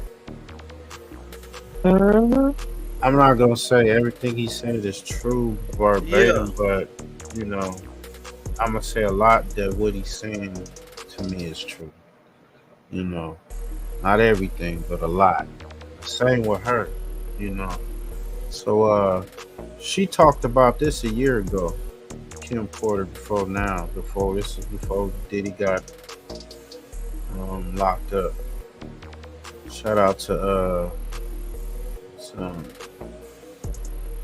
Real Time. Hold on. What you got going on, fam? Yeah. Real Life Productions, man. Real Life Productions. Real Life Productions. He really is. He really is. And I can hear it. I can hear it in his voice. Y'all tripping. Now you tripping. I'm a laid back person. I'm the only sober person here. I'm not actually sober, but if you know me in real life, you know that I'm a laid back person. But yeah, but you still all right. Anyway, come on. Yeah. Come on, little laid back. Let me roll up. Yeah, how about that? There you go. Run as fast as Cassie did. Real life. Yeah, shout out to Real Life Productions, man. Go over to the channel, run them numbers up. Shout out to Queen Sanity. She keeps us sanity even when we're insane. What damn team? That's ooh. Texting back and forth, and I'm just glad that he's alive to text. Definitely. Definitely. Yeah. But when you think about Kim, I was thinking to myself the other day, Uptown Records started with 5 people. Andre Harrell, I'll Be Sure, Heavy D, and Puffy. And Kim was the longest working employee because she was there from the very beginning. She was Andre's personal assistant. Kim is dead. Heavy D is dead. Andre Harrell is dead. The only 2 left are Puffy and Al almost died. Isn't that interesting? That is interesting. Heavy D was found dead, face down in the heart attack. Andre Harrell, heart attack. Kim died from pneumonia, but there's the first coroner's report that said that she died. It was ruled a homicide, and they found toxins in her body to prove that she had been poisoned. You know, they have poisons that create heart attack and pneumonia-like symptoms. And then right after that, Al had a meeting, and I was going to meet up with him because we were in Vegas, and then the next thing you know, you want to know what they all had in common, though? The survivors and the late of Uptown Records, they were all writing tell-all books. Andre was writing a book right before he died. Heavy D was working on a book before he died. Kim Porter was working on a book before she died. And I'll Be Sure was working on the documentary of his life. And then he goes into a coma. Has Puffy ever been in a coma? Hey, when this interview came out, has anything fam? happened to him? A year ago. He must be the luckiest motherfucker because it seems like everybody that works That at book Uptown Records just from the very came out, beginning. right? Yeah, not too long ago. Just him. Hold Al on, man. disappointed you. Did she You know, call it out or what? I'm thinking she did, man. I believe. When you see this bullshit ass motherfucking game fucking with people that you love, that you like, you know, that you...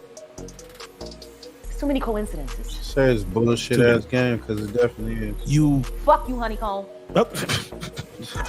We gonna get you and your little dog, too. And congratulations, young man. Run as fast as Cassie did. Oh, yo, and that was before the video, right? That was before the video dropped. I didn't see Yep, that was definitely before the video dropped. But that bitch was dumb. She should have hit the stairs. What? That bitch was dumb. Like, hit the stairs. That nigga gotta get his shit together. Hit the fucking stairs, bitch. By the time he get his shit together and check the elevator pot, your ass would have at least been 3 floors down and on the fucking elevator. I'm not understanding, bitch. Oh, you know what? Okay. Wow. About that shit? I mean, yeah, I'm sure a lot of people are asking about what's going on with it. Yeah, a lot of people are looking at it like that's the way the new relationship should work.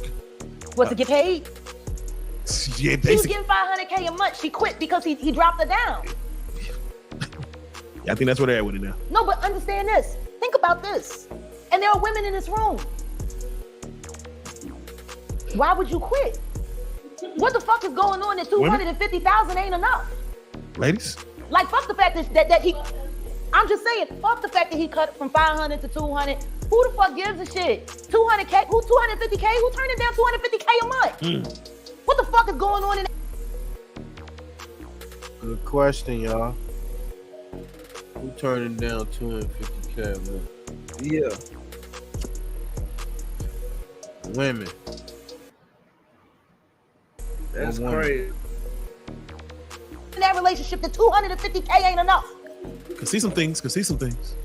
That ain't worth 250K. That's gotta be some dark shit. Like people are not fuck all understanding. That girl quit 250K. 4 million every quarter. Well, I'm sorry, $1 million every quarter. Shit. Now she was getting 2 million a quarter, but then she got, fuck you got going on. That's so deep that it ain't worth $1 million a quarter. Right. They told a story about Cassie one time, and she was saying someone had asked her why she cut her hair, and she was like, well, Diddy said he just liked it that way. And they said when she answered the question, it was like she was in a trance. Like she was just like, I just don't know. Diddy just said he would like my hair this way. It is. They was like so in awe, like how she didn't even have a thought about it. It was just what he wanted. That's how he operates. He has people followed. He has people watched. He does all kinds of fucking. He's a fucking piece of shit. Too much money. I feel bad for the kids. Like, don't think that there aren't moments when I'm speaking honestly about that motherfucker that I pray that his children don't hear it. Because that's damn. Scary. I know what it's like to have a baby. As much as I can't stand my ex-husband, I would never want my son to feel bad about either one of us being his parent. You know what I mean? Like, I would never want that. But the power is fucking devil. He the fucking devil. Hold that thought. Why do you think TD Jakes was at Puff Daddy's birthday party? Happy birthday. You've seen it. I've had it. The smiling face. TD Jakes. I gotta put this up, y'all. I gotta put this up, y'all. Disclaimer. Do you remember when Bernie Mac played the minister in Friday? Yes. That's how I feel about TD Jakes. Like, that's how I see. Oh, Miss Walker, come to play. But for him to be at a Diddy party, I don't know. Like, I feel the same way about that as I feel about when Tyler Perry came to his church and laid hands on him and he caught the Holy Spirit from Tyler Perry. Tyler Perry is the bishop of what?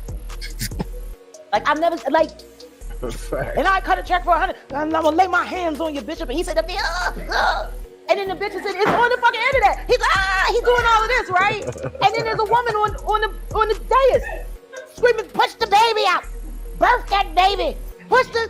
I'm like, are we at church? Or is this about to turn into like a whole nother scene, like a lost scene from Eyes Wide Shut? Like, this shit is looking a little weird. I mean, if Bishop Jakes was at a Diddy party, there could only be two reasons: money or sex. That's all that happens at Diddy parties. All right, y'all, man. We gonna end this show, man. Now, bro. Why do you always do that? It's so wild. Why you always do that? Like, it's pretty much. Gotta make it juicy for him, sis. Gotta make it juicy for him. I would say something, but I'm just not going to. I don't have the time. I'm just saying. Okay. She wants the complete. She's like, fuck that. Only money for you, Queen. And sex. Right, come on. I hope it was for money. Charitable contribution. I hope it was for money, because arguing about who's going to put the strap on is that can be a very uncomfortable situation. You know, we're going to pray on it. Praise the Lord. You know? Amen. Oh, wow. Y'all are funny. Oh, wow. You're funny. Oh, look at this dub. This dub be liking it over here because it be calm and beautiful over here. You got to get out of my place of calmness. You got to leave. My birthday is tomorrow. His wife's birthday is tomorrow. Happy birthday! Okay. Let's go. Oh, look at What you doing, Big Belly? Let's go. My birthday is tomorrow. But you know he was smart, right? You know he was smart with his business. He turned everything over to his daughter. Yeah, they couldn't do shit to him but put him in jail. They couldn't take his money. They couldn't take his legacy. They can't do shit to him but put him in jail. So, the fuck? He turned everything over to his daughter. They can't take shit. He ain't got shit. Look at him. TD Jakes. He was smart. Oh, just that. Can you imagine who was doing the bending? I heard that he was a power bottom. TD Jakes? That's what they say. What's he laying on his stomach? Oh no! I don't want to care. I don't care. But that's what they say. Damn. What the hell going on? Damn. Man, what was he laying on his stomach? It was.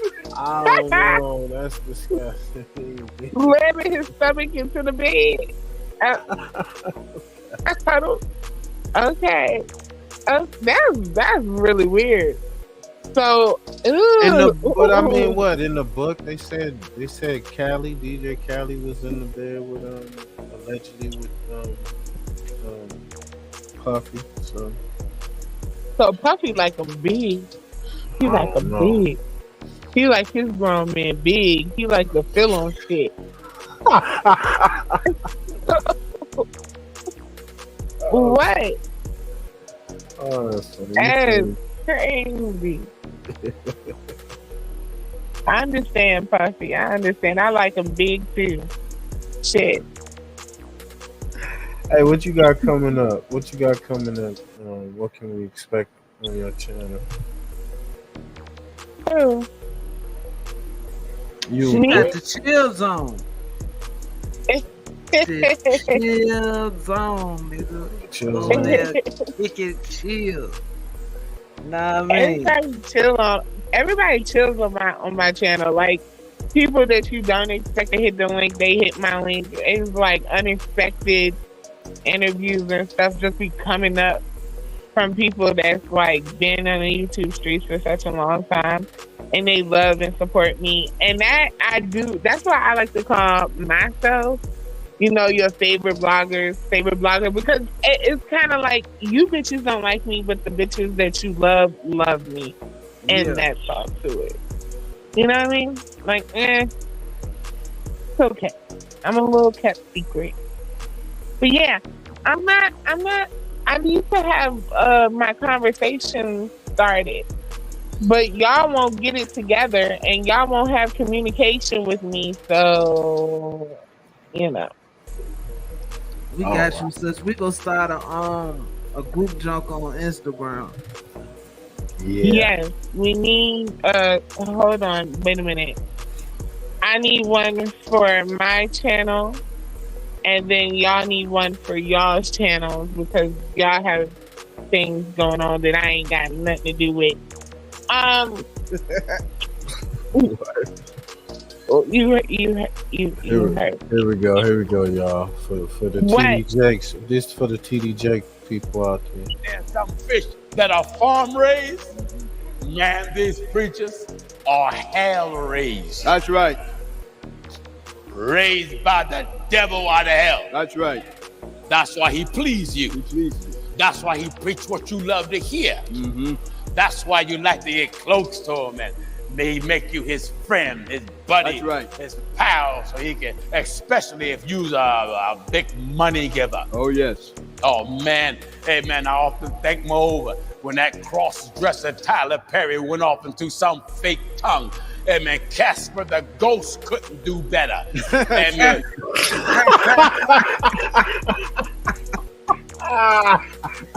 Come on, man. Yo, Gino is funny. We got preacher beef, too. Yes, man, yes. Niggas, this is not a word. All the preachers started coming out.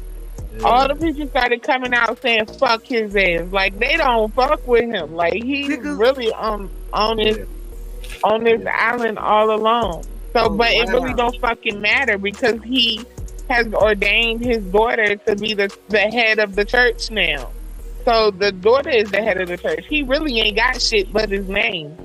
So niggas is this preaching now, bro. Yeah. This is one of them. This ain't, he ain't done yet, man. He ain't done yet. That Looney Tune spirit. Now, this is how backward it is. Amen. It ain't no lay member in here have the right or the authority to lay hands on me. No.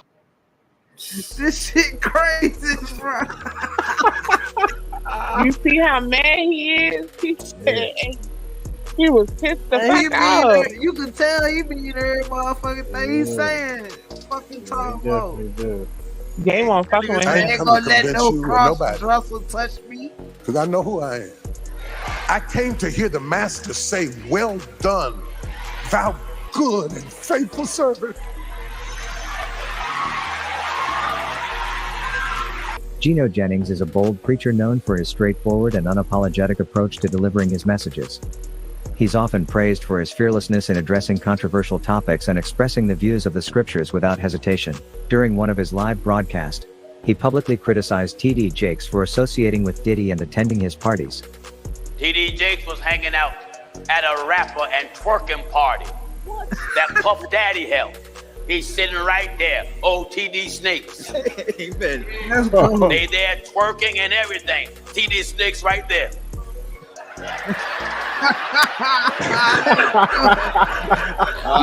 My Lord. I ain't come to convince you or nobody. We just saw that video, y'all.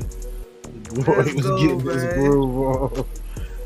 He was getting his groove on. Hey, man. But this is it, man. I'm done for the night, man. Y'all gonna tap in next. What you got coming up? Shit, we probably do the little current jump for Trippy Tuesday coming up, so. And I'm also getting some more shit together. So we'll be popping off a shit show. Yeah, man. So look at them always trying to kick us out. I don't like that. What? I gotta get some sleep. You've been trying to kick us out for over an hour now, and I'm not having it. I just don't want it. I'm ready to get in the shower anyway, man. You know what, Netta? You know, bye, y'all. You do your work. Let God work within y'all. Not, So I'm looking at him as a saint going to a party that ain't nothing but sin, drinking, maybe fornication, man on man, woman on woman, he on she, he on he. But maybe he there to lay some hands on somebody. Maybe he there to save some souls.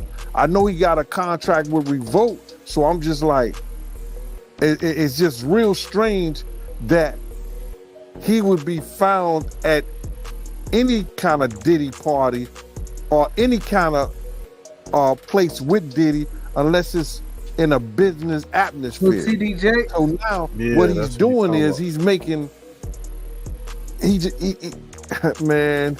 making the Christians look real bad right about now. Wow. Hey, man, we're gonna get up out of here, man. This is it's already like almost 3.5 hours, man. Salute to Queen Sanity, Big Push. Big Nutter, Brother Push. Everybody that came through, that showed up. 6 Dubs.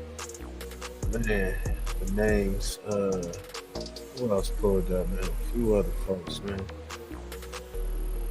Salute to y'all. Y'all let me know what your royalty, yeah. Motherfucking KOK, yeah. And Big Heavy. Big Heavy, man. Salute to all y'all, man. Salute to y'all. Hey, make sure y'all share this. Like, comment, subscribe to the channel, man. We're gonna get up out of here, man. Peace. Peace out, y'all. And stay away from them Diddy parties. That's all I'm saying, man. Stay away.